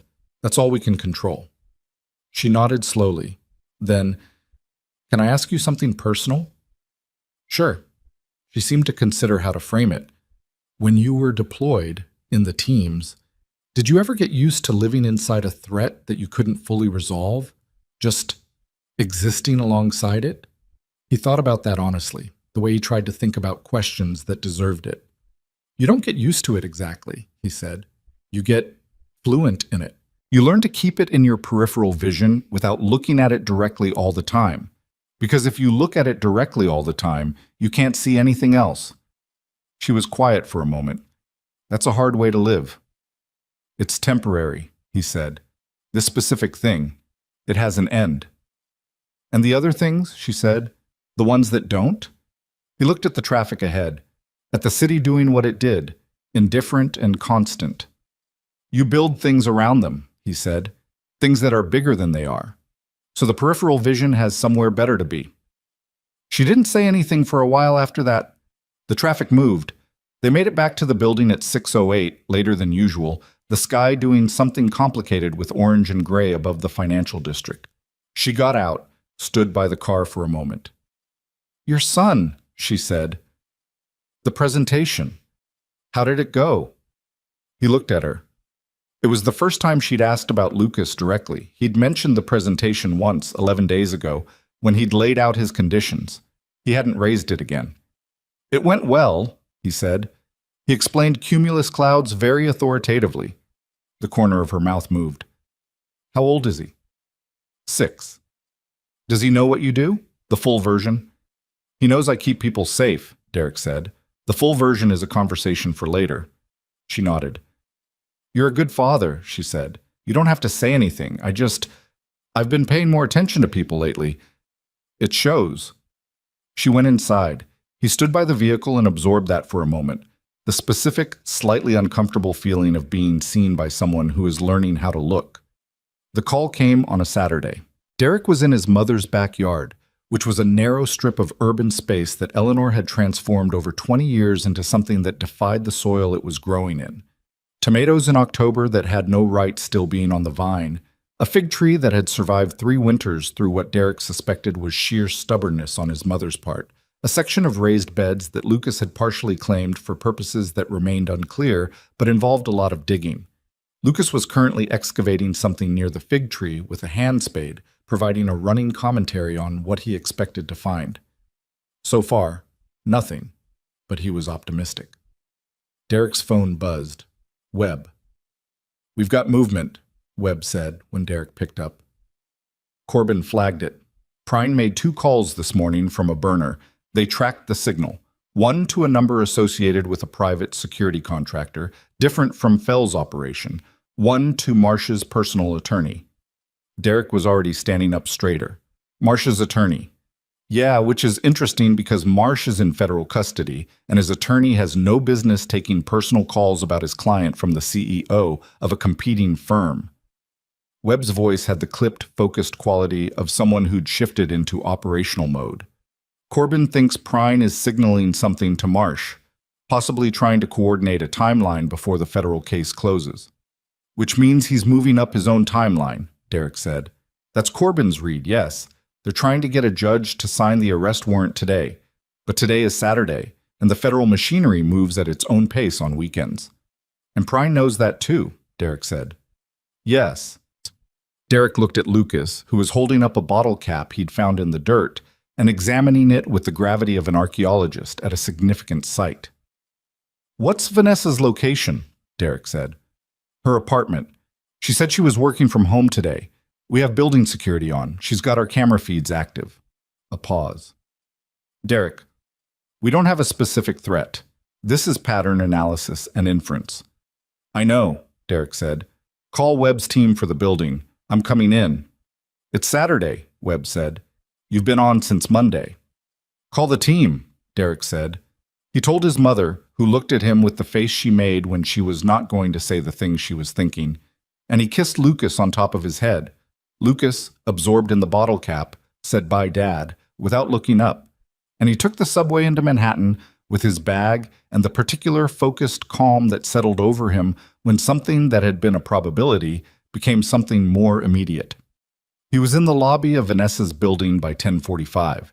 The building security team, a two-man outfit that Webb had augmented after the parking structure incident, checked him through. He took the elevator to the 34th floor, which was her floor, and knocked. She answered the door in the kind of clothes that meant she'd actually been working. Reading glasses pushed up on her head, a notepad in her hand, dressed in the casual register that she clearly didn't wear around the office, and which made her look, Derek thought, more like a person than the office version usually did. She looked at him, then at his bag, then at his face. "Tell me," she said. He told her. The calls, the inference, the arrest warrant, the timeline gap. She listened with her arms crossed and her reading glasses still on top of her head, her face doing the thing it did now when she was processing information. A kind of focused stillness that was different from the driven-ahead quality of before, more present, like she was actually in the room with the information rather than already at the next step. "You think he's going to try something today," she said. "I think today or tonight is when the window is most open," Derek said. "The arrest warrant closes it. Before that happens, his options are decreasing. And whatever he tries will be faster than Fell's operation, less resource-intensive, which means less controlled." She nodded. "What do you need?" "To be here. Webb's team on the building. We don't move you until Corbin tells us the warrant is signed." She looked at him for a moment. "Okay," she said. "Come in." The apartment was, he noted, not what he'd expected, though he hadn't specifically formed expectations. It was a good apartment, 34th floor Manhattan, harbor view through the floor-to-ceiling windows, but it was also an apartment where someone actually lived, not staged, not curated. There were books that had been read rather than displayed, a pair of running shoes by the door that had actually been run in, a stack of files on the dining table that had spread in the organic way of working documents rather than arranged for effect. There was a photograph on the bookshelf of a younger Vanessa with a woman who had her same jaw and was laughing at something off camera. "My mother," Vanessa said, following his glance. "She passed 4 years ago." "I'm sorry," Derek said. "She's why I started the company," Vanessa said, setting her notepad on the table. "She worked her whole life for other people and retired with nothing. I decided that wasn't going to be the story." She said it without particular drama, just a fact about why things were what they were. Derek sat up near the window, not visible from outside, the angle wrong for any building across the harbor at this range, but with a clear view of the street below and the building entrance and the approach routes. He put his phone on the windowsill where he could see it and settled in. Vanessa went back to her work at the dining table. They existed in the same space without the awkwardness that might have characterized it 2 weeks ago. The silence was the functional kind, each person doing what they were doing, the awareness of the other present but not demanding. Around noon, she made coffee and brought him a cup without asking if he wanted it, which he found he appreciated, the assumption that he was a person who might want coffee, the lack of ceremony around the offering. "Tell me about your wife," she said. She said it carefully, not intrusively. She'd tested the territory first, he could tell, decided it was something she could ask. "If that's... you don't have to." He looked at the coffee cup. "Her name was Sarah," he said. "She taught 3rd grade in Brooklyn. She was funnier than anyone I've ever known, not in a performing way. She just had a way of seeing things sideways that made them funny without trying." He paused. "She died when Lucas was 18 months old. Brain aneurysm. No warning." Vanessa was quiet. "I'm sorry," she said. And then didn't add anything to it, didn't reach for something additional the way people sometimes did when they didn't know what to do with a loss someone had just put in front of them. Just let it be what it was. "Thank you," he said. They were quiet for a moment. "Is that why you left the teams?" she said. "After." "Partly," he said. Lucas needed someone consistent, but also, Sarah was right about something she said before she died, about carrying 2 different versions of myself. I needed to figure out how to be one person. He drank some of the coffee. I'm still working on that. Aren't we all? Vanessa said, with a dryness that was, he thought, probably her version of the same thing. His phone buzzed at 1:47. Webb. Building security flagged a vehicle. Dark SUV, been circling the block 3 times. Plates don't match the registered owner's address. I've got eyes on it. Derek was already moving, away from the window, into the interior of the apartment, away from the sightlines. Stay here, he said. Interior room, away from the windows, the bedroom or the kitchen. Vanessa stood up from the table without argument. What is it? Probably nothing, he said, which was the correct thing to say to a principal who needed to remain functional and calm, and it was also at least 30% true. He pressed the earpiece into place, pulled his phone. Webb, what's the vehicle doing? Still circling, slowed on the 3rd pass near the service entrance. 2 occupants visible. A pause. Derek, we've got a second thing. Lobby security just flagged a man who came in as a maintenance worker. Said he was here for a building systems check. Building management has no record of a scheduled inspection. Derek's jaw tightened. 2-point operation. Vehicle is distraction or extraction. Interior contact is primary. What floor is the maintenance man on? He went up the service elevator. We lost him at 32. 2 floors below. Lock the service elevator, Derek said. Both stairwells, security on each. I need someone in the lobby confirming the vehicle position every 60 seconds. Where's Corbin? I've been trying to reach him for 20 minutes. His office says he's with the judge. Reyes? On. Get her on with me, Derek said. He put himself between Vanessa and the apartment door. She was standing in the kitchen doorway. She'd gone there herself, read the situation, made the right call without being told twice. She looked at him with the particular focused expression she'd been developing over the past 2 weeks, the one that processed information without letting it become panic. There's a man in the building, she said. Not a question. 2 floors below. We don't know yet if he's here for me, she said. Yes. She nodded once. What do I do?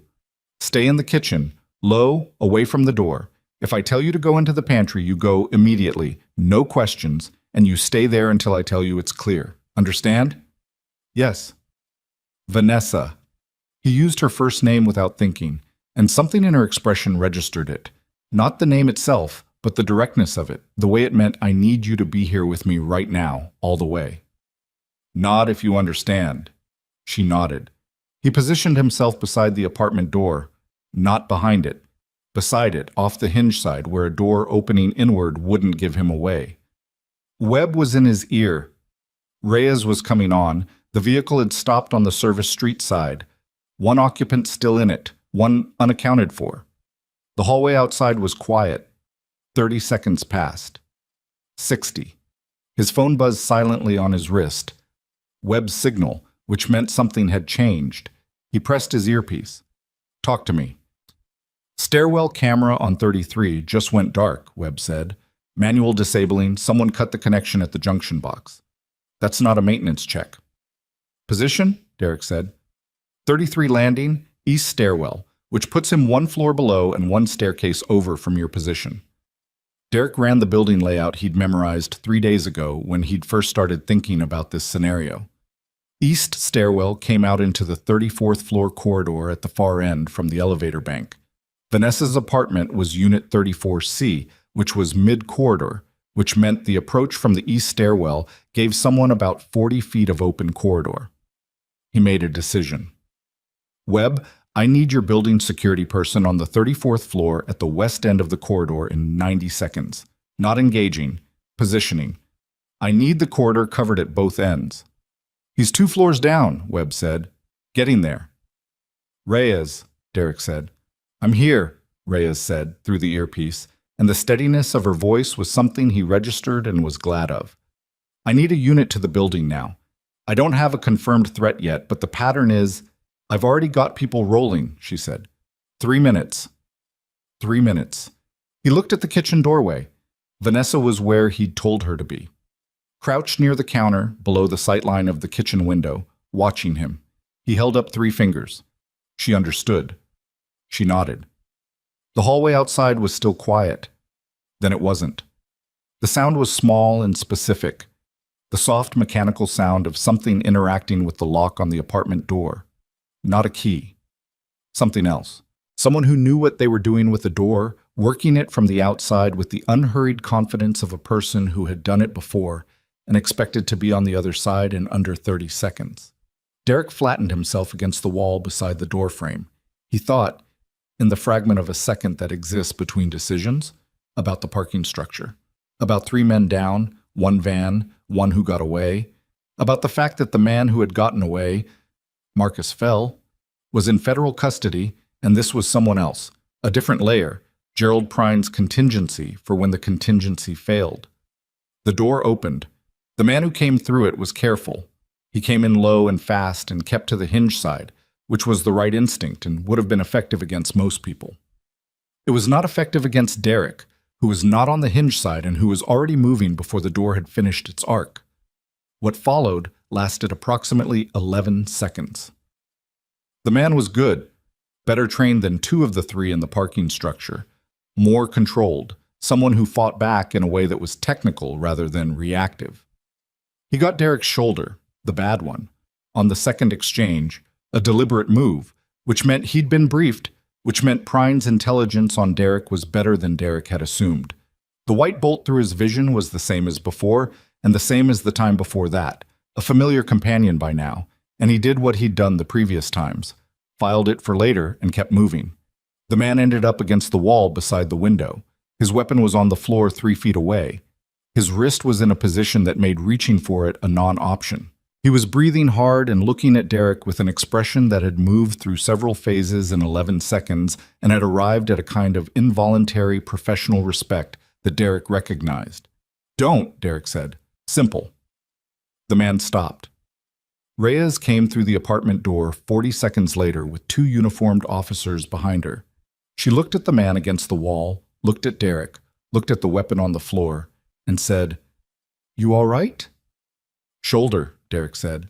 "You said that last time." "It keeps coming up," he said. Vanessa had come out of the kitchen. She was standing in the doorway between the kitchen and the living room, her hand on the door frame, looking at the man against the wall with an expression Derek couldn't easily classify. It wasn't fear. She'd moved past that version of herself somewhere in the past 2 weeks. It was something more complicated. The look of someone who is directly confronting the fact that someone wanted to remove her from the world and sent people to do it, and is deciding in real time what that means to them. "Ms. Holloway," Reyes said, "are you hurt?" "No," Vanessa said. "I'm fine." And then, more quietly, looking at Derek, "You're not." "I'm functional," he said. "That's also not the same thing as fine," she said. He almost smiled. The officers took the man into custody. Reyes spent 20 minutes on her phone in the hallway, and when she came back in, she had the look of someone delivering news that was still arriving from multiple directions simultaneously. "Corbin got the warrant," she said, "signed 40 minutes ago. Federal agents are at Prine's Connecticut estate as of about 15 minutes ago." She paused. "Prine wasn't there. He was in the city." A longer pause. "He was in the vehicle outside, the one Webb flagged." The room was quiet for a moment. "He came himself," Vanessa said. "We think he panicked," Reyes said. "When the warrant moved faster than he expected, he made a personal decision, which was not a smart one." "Is he in custody?" Derek said. "As of 12 minutes ago, yes. The second man in the vehicle tried to run. He didn't get far." She looked at Vanessa. "It's over, Ms. Holloway. The organized threat, Prine, Fell's operation, Marsh inside the company. The infrastructure is dismantled. There may be loose ends, but the central operation is finished." Vanessa sat down on the couch, not dramatically, just sat, the way you sit when your legs have been holding a weight for a long time and have decided, now that the reason is past, to stop. She put her hands in her lap and looked at them. Derek sat in the chair across from her. His shoulder was making its opinion very clearly known, and he was managing it by giving it limited attention, which was not a long-term strategy but was sufficient for the current moment. "It's over," Vanessa said, to herself as much as anyone. "The primary threat," Derek said. "Yes." She looked at him. "But you're going to stay careful." It's what I do, he said. She nodded slowly, then she said, I owe you an explanation. For the morning I fired you, not an apology. I've given you that. An explanation. She looked at her hands. I was raised by a woman who worked herself to the bone for people who never saw her. She was invisible to them. I decided when I started this company that I was never going to be invisible, that I was going to be seen, loudly, completely, undeniably. She paused. I confused that with making sure other people weren't invisible the way she was. I thought being seen meant being the loudest. I didn't understand that seeing other people is a different skill, and I'd never learned it. Derek was quiet. You changed the route, she said, and I saw it as someone doing something without my permission. I didn't see a person making a good decision on my behalf because he was paying attention. I saw an absence of performance. She paused. Because performance was what I understood. Visibility. Volume. Another pause. I fired you because you were quiet and I mistook quiet for empty. A lot of people do, Derek said. I know, she said. I shouldn't have. Especially not me. He sat with that for a moment. Outside, the city was doing its Saturday afternoon thing. The ferry crossing the harbor, a helicopter crossing far above. The muffled sound of the street below, which had returned to its ordinary rhythms now that the police units were folding back into it. You were honest just now, Derek said. About why? Yes. That's not a small thing, he said. A lot of people figure out they were wrong and stop there. They don't go the next step and try to understand why. She looked at him. Is that supposed to make me feel better? It's supposed to be accurate, he said. You can decide whether it makes you feel better. For the second time, the corner of her mouth moved in a way that almost became something. You have a very particular way of giving someone a compliment, she said. I've been told, he said.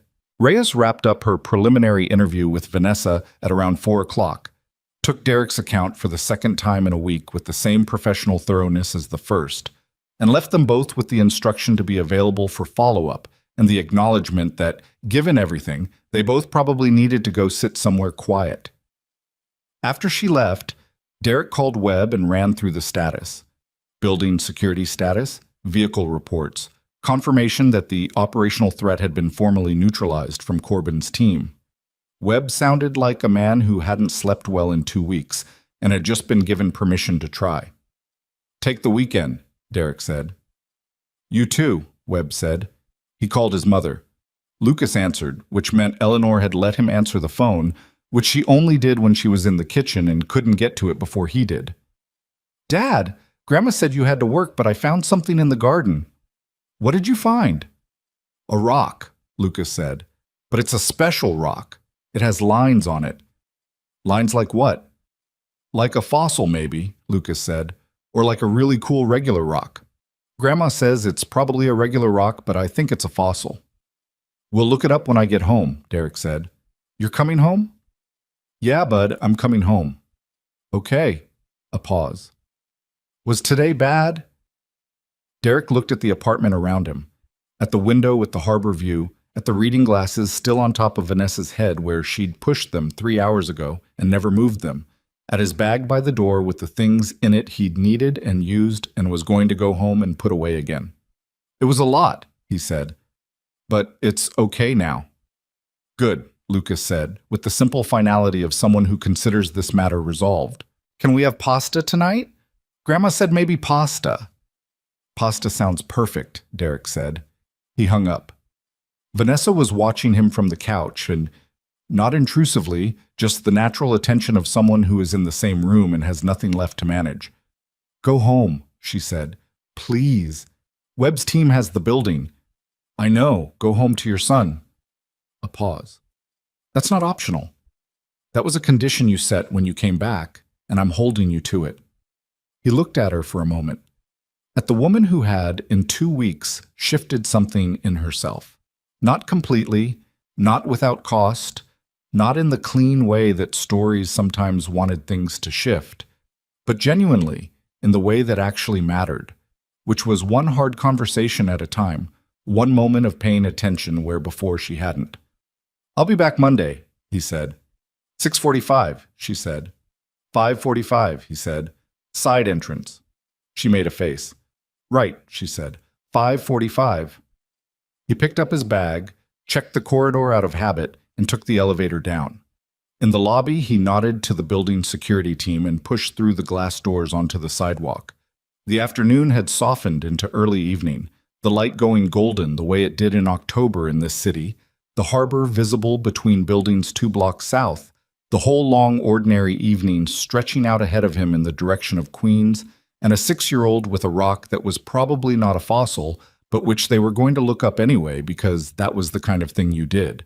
Not because it was important, but because it was true that your kid found a rock and thought it was something special, and you had the time to sit with him and find out. He walked toward the subway, his shoulder complaining with each step in a way that he made a mental note to stop ignoring, the city moving around him in its continuous way, and he thought about what his mother had said. Build things around it, things that are bigger. He had. He was. He went home. The rock was not a fossil. Derek and Lucas spent 40 minutes on Saturday evening with Eleanor's laptop going through geological images with the focused energy of 2 people who have committed to finding an answer and the conclusion they reached. Through a process that involved 3 different search queries, one wrong turn into a website about gemstones that Lucas found very interesting for unrelated reasons, and a photograph comparison that Lucas conducted with genuine scientific rigor was that the rock was a piece of banded shale, which was common in the northeastern United States, and which had been formed by sedimentary compression over approximately 300 million years.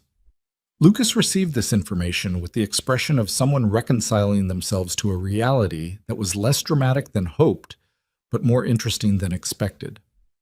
300 million years, he said. Give or take, Derek said. Lucas looked at the rock in his hand, turned it over. That's still pretty old. That's extremely old, Derek said. Older than you. Significantly older than me. Lucas decided the rock was still worth keeping, which Derek had expected. It went on the nightstand next to Rex. The nightstand was becoming a museum of things Lucas had determined were significant, and Derek had decided a long time ago that the curation of that collection was entirely Lucas's business. After Lucas was in bed, Derek sat at the kitchen table with his mother and told her the full version of the week, the operational details, the Saturday incident, Prine in custody, the warrant, all of it. Eleanor listened with her hands around a mug, and her face doing the particular work it did when she was managing the distance between what she felt about what she was hearing and what she was going to say about it. When he finished, she was quiet for a moment. Your shoulder, she said. I have an appointment Monday, he said. Falk. Surgical option, she said. Maybe, after things settle. She nodded slowly. And the woman, Vanessa. She's safe, he said. Primary threat is resolved. Prine is in federal custody. Fell is already charged. Marsh is cooperating with the prosecution. Webb's team continues normal protective protocols. The immediate crisis is done. Eleanor looked at him. And you, she said. Are you settled? He thought about that. What settled meant. What it actually felt like when it applied. He thought about the apartment on Saturday, the reading glasses on top of Vanessa's head, the harbor through the window, sitting across from each other in a silence that had stopped requiring management. He thought about Lucas's rock on the nightstand. He thought about Sarah's voice in the kitchen of the Brooklyn apartment saying, they're the same person in different clothes. Getting there, he said. His mother put her hand briefly over his, the way she'd done his whole life when she'd reached the end of what words could usefully do, and then she picked up her mug and went to bed. He sat alone in the kitchen for a while, which was becoming a habit, and let the week settle into whatever shape it was going to permanently take. The surgery happened 3 weeks later. Not immediately. There was a consultation with Falk, then a second opinion from an orthopedic specialist in Midtown that Falk recommended. Then a scheduling conversation that involved Derek explaining his situation and the specialist explaining that the situation Derek was describing suggested the repair needed to happen sooner rather than later if he wanted full function in 5 years. Derek processed this with the same practical acceptance he applied to most things that were true and inconvenient, told Webb he'd need 2 weeks, and told Vanessa at 6:45 on a Tuesday in the back of the Escalade, matter-of-factly, the way he told her things that affected her schedule. She was quiet for a moment. 2 weeks, she said. Webb's team is fully operational. Carter is the right person to run it in my absence. You'll be fine. I know I'll be fine, she said, with a slight edge that was not directed at him exactly, more at the category of statement. I'm not worried about being fine. He glanced in the rear view. She was looking out the window. How's the shoulder now? She said. Currently, not clinically. It works, he said. It complains. You've been managing it for weeks, she said, while doing this job. Yes. Why didn't you tell me sooner? He thought about that honestly. Because it wasn't affecting my ability to do the job, he said, and because you had enough to manage. She turned from the window and looked at the rear view, at his reflection in it, with the particular directness she'd been developing since before the Saturday incident, the one that meant she was going to say a thing she'd been thinking about carefully. I'd like you to stop deciding what I can and can't manage, she said. Not operationally, personally. If something is happening with you, with your shoulder, with anything, I'd rather know. The light ahead turned red. He stopped. Okay, he said. I mean it. I know you do, he said. And then, because she had earned the reciprocal honesty, the shoulder has hurt every day since the parking structure, some days more than others. It's been manageable. The surgical repair will resolve it and leave me with better long-term function, which is the correct decision and which I should have made 2 weeks ago. The reason I didn't is probably that stopping for 2 weeks felt uncomfortable when things were still unsettled. She absorbed that. The light turned green. Thank you, she said, for the actual answer. You asked for it, he said. They rode the rest of the way in the comfortable quiet that had become one of the more unexpected things about the past month. The specific ease of two people who had agreed without formal negotiation to be honest with each other even when it was mildly inconvenient. The surgery went as surgeries go. Clinically successful, personally tedious. Derek spent 2 days in the hospital, which he found difficult not because of the pain, but because hospital beds were designed for sleeping and he was constitutionally bad at sleeping in places where he hadn't cleared the exits. Lucas visited on the second day with Eleanor, carrying a drawing he'd made of Derek in a hospital bed, which bore a reasonable resemblance to a person and an unreasonable resemblance to a hot dog, but which Derek received with full ceremony and asked Eleanor to put on the refrigerator. Lucas spent about 15 minutes being carefully solemn, the way children are solemn in hospitals because some adult has told them to behave, and then abandoned this approach entirely in favor of telling Derek about an incident with Cody that had involved a handball and a misunderstanding about the rules. A narrative that took 11 minutes and which Derek followed with complete attention despite the fact that the painkillers had given the room a slightly liquid quality. Are you in pain? Lucas asked, at some point, looking at his father's face with the forensic directness he brought to things he actually needed to know. Some, Derek said. Lucas thought about this. Is it worse than when you hurt your shoulder the first time? The first time was a long time ago, Derek said. But is it? A little, Derek said. But this time they're fixing it, so after it heals it'll be better than before either time. Lucas processed the logic of this, found it acceptable, and returned to the handball story. Derek came home on a Thursday. Webb ran the security operation. Carter Webb was, as Derek had said, the right person for it, thorough, experienced, and operating without the particular friction that came from not knowing your own capabilities. Derek checked in once a day by phone, briefly, not to manage but to stay current, and Webb gave him clean operational reports with the tone of a man who was handling things and knew it. Vanessa sent a text on his first day home. How's recovery? He typed back. Boring. Shoulder less angry. Lucas drew me in the hospital and I look like a hot dog. A pause, then, I'd like to see that drawing. He took a photo of it and sent it. Her response was a single line. The resemblance is really quite strong. He found himself almost laughing, which was not a thing he'd expected to do while sitting on his mother's couch with his arm in a sling, and which surprised him enough that he sat with it for a moment, the specific warmth of an unexpected moment of being genuinely amused by another person. He returned to work on a Monday, which was 2 days earlier than Falk's official recommendation. Falk expressed his view on this with the measured exasperation of a doctor who has learned which patients are going to do what they're going to do and has adjusted his approach to damage limitation accordingly. Derek promised to be careful with the surgical site, which was true, and not to do anything that would compromise the repair, which was conditionally true pending circumstances. He was at the curb outside Vanessa's building at 5:43. She came through the side entrance at 5:46 and stopped when she saw him. "You're early," she said. "2 days early," she said. "Falk cleared you?" He expressed a view. "Derek?" "I'm cleared to drive," he said. "Light duty. No tactical engagement for another 3 weeks." She looked at him.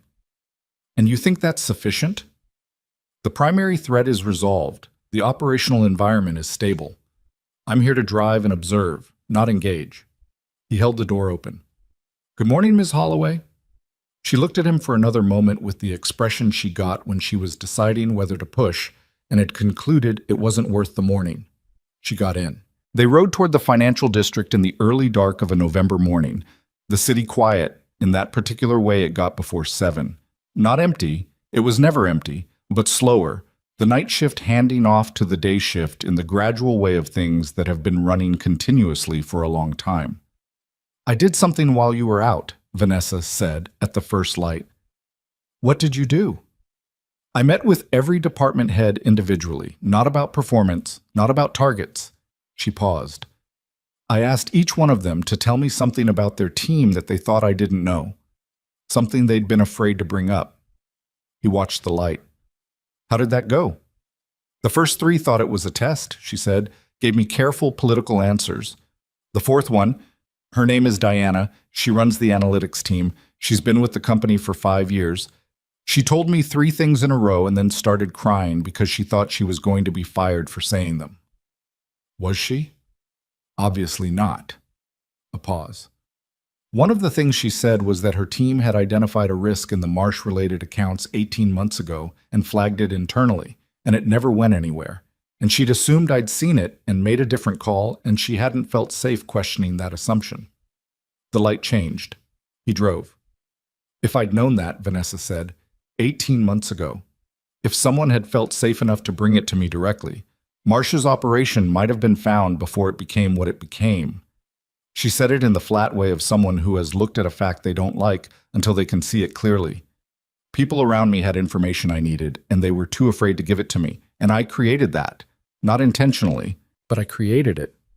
"What did you do with the information?" Derek said. "I thanked Diana," she said, "and I'm conducting a full review of how internal flagging works. And I'm doing the same conversation with every department head and taking actual notes and following up." She paused. "And I've started doing something Philip suggested, which felt humiliating at first and which I've decided to just accept was necessary.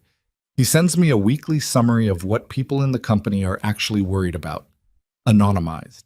So I know what the room is actually feeling versus what it tells me." "How did Philip suggest that?" "I asked him to tell me things he'd been afraid to tell me," she said. "That was number 4 on his list. He had a list." She said it with something in her voice that was not quite humor and not quite anything else, more like the specific surprise quality of a person who has discovered that they were surrounded by people with things to say, and they'd just never made it safe to say them. Derek said nothing because there was nothing that needed adding to that. It was its own complete thing. They arrived at the building at 6:51. Webb's team was in position. The building had the settled look of something that had been running smoothly for several weeks. The protocols in place and normalized, the adjustment period over. Raymond was on the security desk and gave Derek the nod he always gave, and Derek nodded back. And that was the morning. The federal case against Gerald Prine developed through November and into December with the methodical momentum of a prosecution that had more evidence than it needed. Corbin's team had, in addition to the conspiracy and kidnapping charges, built a financial fraud case that touched 3 other companies and 2 offshore structures that had existed for years. Marcus Fell, already in custody, entered into a cooperation agreement. Elliot Marsh continued to cooperate with the specific enthusiasm of a man who has calculated his options accurately. The second person inside the company, The paralegal in the legal department, a 28-year-old named Tyler who had been recruited by Marsh 18 months ago with the offer of a debt payoff, pled guilty to a reduced charge in exchange for his testimony. Derek followed the case in the way he followed things that were adjacent to his operational environment, accurately, without obsession, updating his picture when the facts updated. He gave testimony in a federal deposition in November, a 3-hour session with Corbin's team that covered the parking structure incident in precise operational detail and which Corbin received with the focused attention of a man adding final pieces to something he'd been building for months. Afterward, in the corridor outside the deposition room, Corbin stopped Derek. "I want to tell you something off the record," Corbin said. He had the slightly loosened quality of a man who was near the end of a long case and could see where it was going. "The parking structure. The way you handled Fell's team. No shots fired, no civilian casualties, contained engagement in an enclosed space. There are people in my building who've been reviewing that footage for training purposes."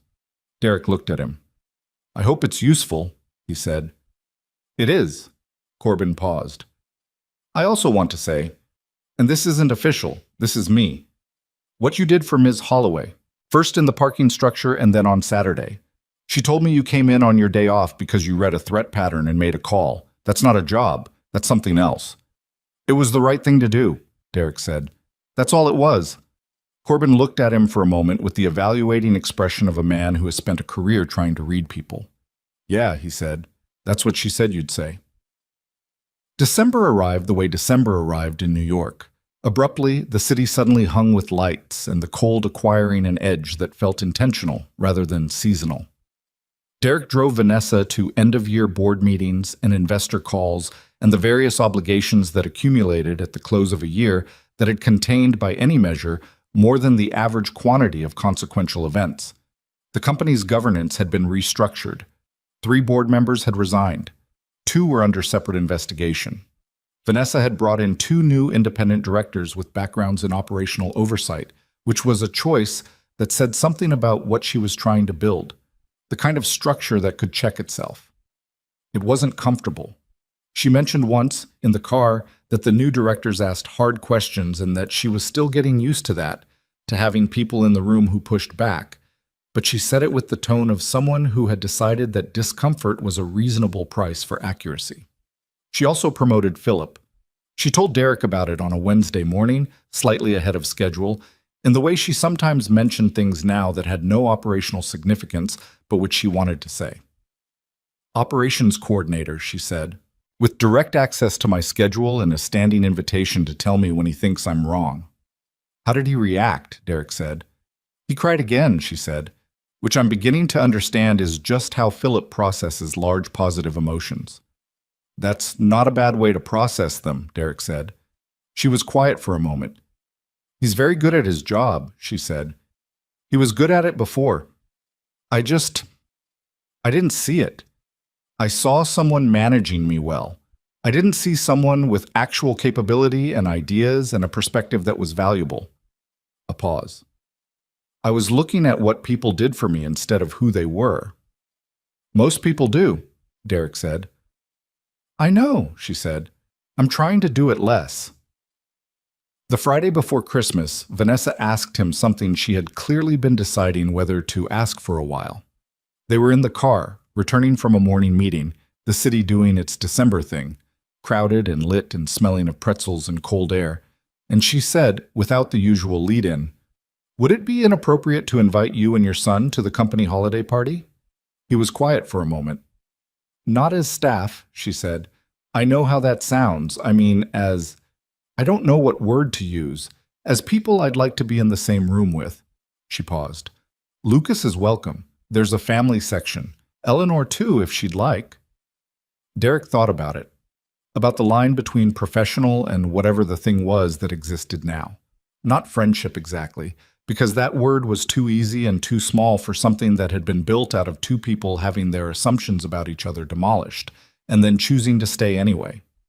Some kind of mutual, honest regard, something that had earned its shape. "I'll ask Lucas," he said.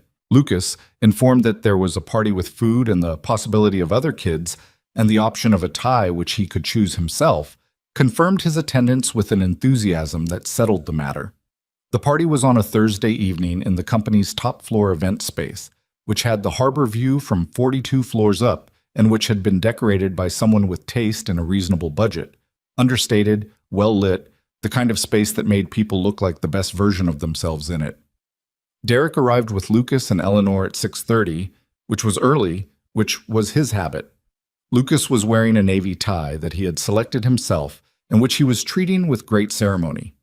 Eleanor was wearing the dark red dress she wore to things she considered worth dressing for, which Derek noted as its own form of endorsement. Vanessa found them near the window at 6:52. She was in a dark green dress that was different from her professional register. Still precise, still her, but with the specific ease of a person who has, for one evening, given themselves permission to be at a party instead of running one. She looked at Lucas first, directly at him, the way she'd been learning to look at people without the filter of what they were there for or what role they served. "You must be Lucas," she said. Lucas looked at her with the frank assessment of a 6-year-old who has not yet learned the social convention of pretending to assess gradually. "You're the lady who fired my dad," he said. Eleanor made a sound. Derek said nothing because there was nothing to add to that. Vanessa held Lucas's gaze. "I am," she said. "That was a mistake. I'm sorry about it." Lucas considered this apology with appropriate gravity. "Did you tell my dad that?" "I did." "And he came back anyway?" "He did." Lucas nodded, apparently satisfied that the sequence had resolved correctly. "Okay," he said. Then, "Do you have a dog?" "I don't," she said. "We don't either," Lucas said. "But I want one. Dad says maybe when I'm 7. Vanessa glanced at Derek. Derek looked at the harbor. "That seems reasonable," she said to Lucas. "That's what I said," Lucas said. Eleanor extended her hand. "Eleanor Cross," she said. "Derek's mother." Vanessa shook it. "Vanessa Holloway. Thank you for coming." Eleanor looked at her. The specific, thorough look of a woman who has been reading people for 61 years and has gotten good at it. "Thank you for asking us," she said. It was not a complicated sentence, but Eleanor Cross deployed gratitude the way she deployed most things, specifically and without excess, which meant when she offered it, the weight was real. Something in Vanessa's face registered that. "I've been trying to do more of that," Vanessa said quietly. "Asking." "I can see that," Eleanor said, and then moved toward the food table, because Eleanor had also learned that some moments were better left to themselves. Derek stood beside Vanessa for a moment, the two of them looking out at the harbor, which at 42 floors in December dark was something extraordinary. The lights of Brooklyn across the water, the bridge lit up, the whole liquid dark of the upper bay doing something that painters had been trying to capture for 200 years. Lucas had found another child near the food table and was engaged in a rapid onset friendship negotiation that seemed to be going well based on the volume. "He's remarkable," Vanessa said. "He's 6, Derek said. He's also currently explaining why Brachiosaurus and Triceratops would never fight, which is a topic he has very strong feelings about." "He gets that from you," she said. "The feelings or the explanation?" "The certainty," she said. "The way he's just certain about what he knows and not pretending otherwise." Derek looked at his son across the room, the tie slightly askew already, the new friend now nodding along with increasing conviction to whatever Lucas was saying, Lucas's hands moving to indicate the relevant scale of a Brachiosaurus. He felt the thing he always felt watching Lucas, which was too big and too specific to have a name that fit it. Something compounded of Sarah's eyes and his own jaw, and 300 million years of banded shale on a nightstand in Queens, and pasta on Saturday nights, and bread without crusts. "He's the most certain person I know," Derek said.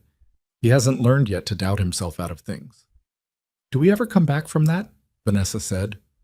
"Once we've learned it?" He thought about that honestly, the way questions that deserved it got treated. "I think you learn to work around it," he said. "You learn which doubts are useful, the ones that keep you checking your work, and which ones are just noise. The trick is telling them apart." She was quiet for a moment. I spent a long time listening to the wrong kind, she said. Most people do, he said. The wrong kind is louder. She turned slightly, looking at him the way she'd learned to look at people, all the way at them, not past them. You don't do that, she said. Listen to the wrong kind. You're one of the quietest people I know, and you're also one of the most certain. I've had a lot of practice at the difference, he said. It's not a gift. It's just repetition. What kind of repetition? He thought about places he didn't talk about decisions made in fractions of seconds that had to be right because there was no margin for being wrong, about Sarah's voice and Lucas's face on the day he was born, and the specific way those things had organized everything else into a kind of hierarchy that made the noise easier to ignore. The kind that costs something, he said. The kind that teaches you what actually matters, because you've stood somewhere that made it clear. She looked at the harbor. He looked at Lucas, who had recruited his new friend into a demonstration that appeared to involve their arms as long dinosaur necks. What matters, she said. Not rhetorically. An actual question, asked to an actual person, in the way she'd been learning to ask things. He thought about it the right way. Showing up, he said. Telling the truth. Knowing who you're doing it for. He paused. The rest of it is details. She nodded slowly. That sounds simple. It's not, he said. Simple and easy aren't the same. No, she said. I know. She was quiet for a moment. I used to think that being the loudest person in the room meant I was the clearest. That if I was confident enough, fast enough, decisive enough, that was the same as being right. She looked at the harbor. I was right a lot of the time. Enough that the feedback loop held. She paused. The thing I wasn't prepared for was the cost. What it costs the people around you when you run that way. I didn't think about that. I didn't think there was a cost because the results kept coming. There's always a cost, Derek said. You just don't always see who's paying it. No, she said. You don't. She was quiet. Philip was paying it. Diana's team was paying it. Raymond was paying it. Did you know Raymond used to work the evening shift but requested a transfer to mornings 2 years ago, and nobody ever asked him why? He told me last month. He has a daughter in school. He wanted to be home in the evenings. He'd been managing around the company's assumptions about what his schedule should be for 2 years, and nobody had ever just asked him what he needed. Derek was quiet. I gave him a flexible schedule, she said. He looked at me like I'd offered him something that cost me something significant. And it cost me nothing at all. It was just seeing him. She stopped. All those years I thought visibility was about me, being seen. And the whole time the people around me were practically invisible and I was standing right next to them. She said this without the performed quality of someone delivering a lesson they've memorized. She said it the way people say things they've genuinely worked out and are still working out, in real time, carrying the weight of what it takes to see yourself clearly. You're changing it, Derek said. I'm trying, she said. It doesn't feel like enough. It never does, he said. That's how you know you mean it. Across the room, Lucas's demonstration had attracted 2 more participants. He was now the center of a small group of children doing dinosaur impressions near the food table, which Eleanor was observing with the expression of a woman who has long since made peace with what her family produces. Vanessa watched them. Something in her face did the thing it had been doing more often lately. The careful, deliberate opening of attention, choosing to see something rather than process it. What's next for you, she said. After this? When things are fully settled. He looked at her. What do you mean? I mean, this isn't what you imagined your life looking like, she said. Driving and protective detail for a company in Manhattan. You could do a lot of things. Corbin offered you something, didn't he? He looked at her. You know about that? Corbin mentioned it to me, she said. He asked if I'd mind. I told him it was your decision. Corbin had offered, in the corridor after the deposition, a consulting arrangement with his federal unit. The specific kind of work that used Derek's specific kind of experience. On the operational side of cases that required it. Project-based, flexible schedule. The kind of offer that meant someone had looked at what he'd done in a parking structure in a 34th floor apartment and decided they wanted access to the thinking that produced it. Derek had said he'd consider it. You should take it, Vanessa said. if you want it. I'm not saying that because I want you to leave on a... I'm saying it because it's the right thing for you, and I've been trying to do more of that. Say the right thing even when it's not convenient. He looked at her. You'd need a new driver. I'd need a new driver, she confirmed. Webb can recommend someone good. She paused. You've done what you came here to do. Actually, what you came here to do the second time, which was hold this together while something real was threatening it, and then put it back on solid ground. She paused. It's on solid ground. He was quiet for a moment. It'll take a few months to transition properly. Take the time you need, she said. Do it right. He looked at the harbor. At Lucas, who had now abandoned the dinosaur demonstration and was making his way back across the room with a plate of things that were, based on color distribution, approximately 40% dessert. Dad, Lucas said, arriving at his elbow. There's a kid over there whose dad works with computers, and he says they're making robots that can do surgery. Is that true? To some degree, Derek said. Could a robot have fixed your shoulder? A robot helped, Derek said. A person was in charge. Lucas considered this. Good, he said. Robots shouldn't be in charge of important things. I agree, Derek said. Lucas looked at Vanessa, then back at his father, then at Vanessa again, with the unfiltered attention of someone who has an observation and sees no reason not to make it. You look nicer than I thought, he said to Vanessa. Lucas, Derek said. What?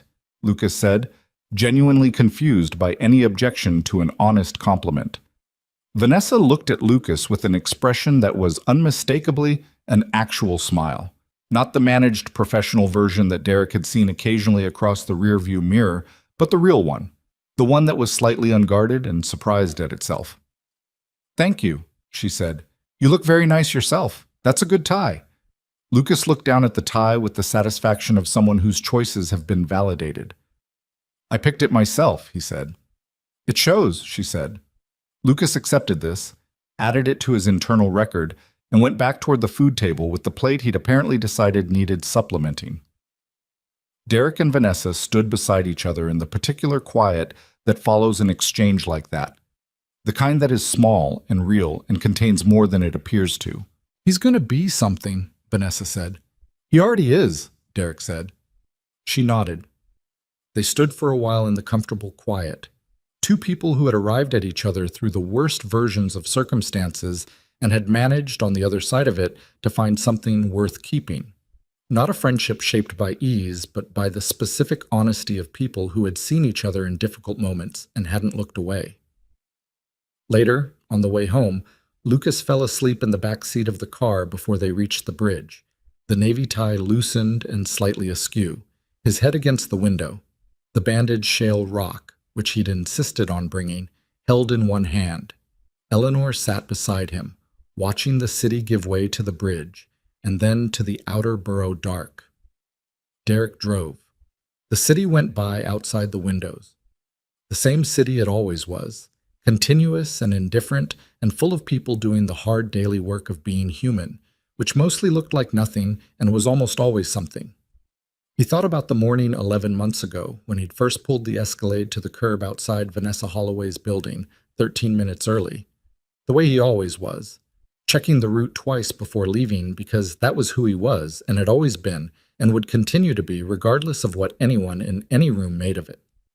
He thought about a water main break on 7th Avenue, about 16 minutes, about the distance between what people looked like and what they actually were, which was almost always larger than anyone accounted for and almost always worth investigating. He thought about Sarah saying they're the same person in different clothes. He thought about Lucas saying she looks nicer than I thought. He thought about Vanessa Holloway standing in a parking structure with shaking legs, looking at her hands like they belonged to someone she'd just met. He thought about all the quiet people in every room he'd ever been in, carrying what they carried, doing what they did, waiting, without knowing they were waiting, for someone to actually look at them. The bridge lights moved across the window. Lucas shifted in his sleep, the rock still in his fist, 300 million years old and worth keeping. Derek drove home through the dark, and the city fell behind him, and his family was in the car, and that was enough. And he knew it was enough. which was the kind of knowing that took a long time and cost something to arrive at, and which, once it came, held.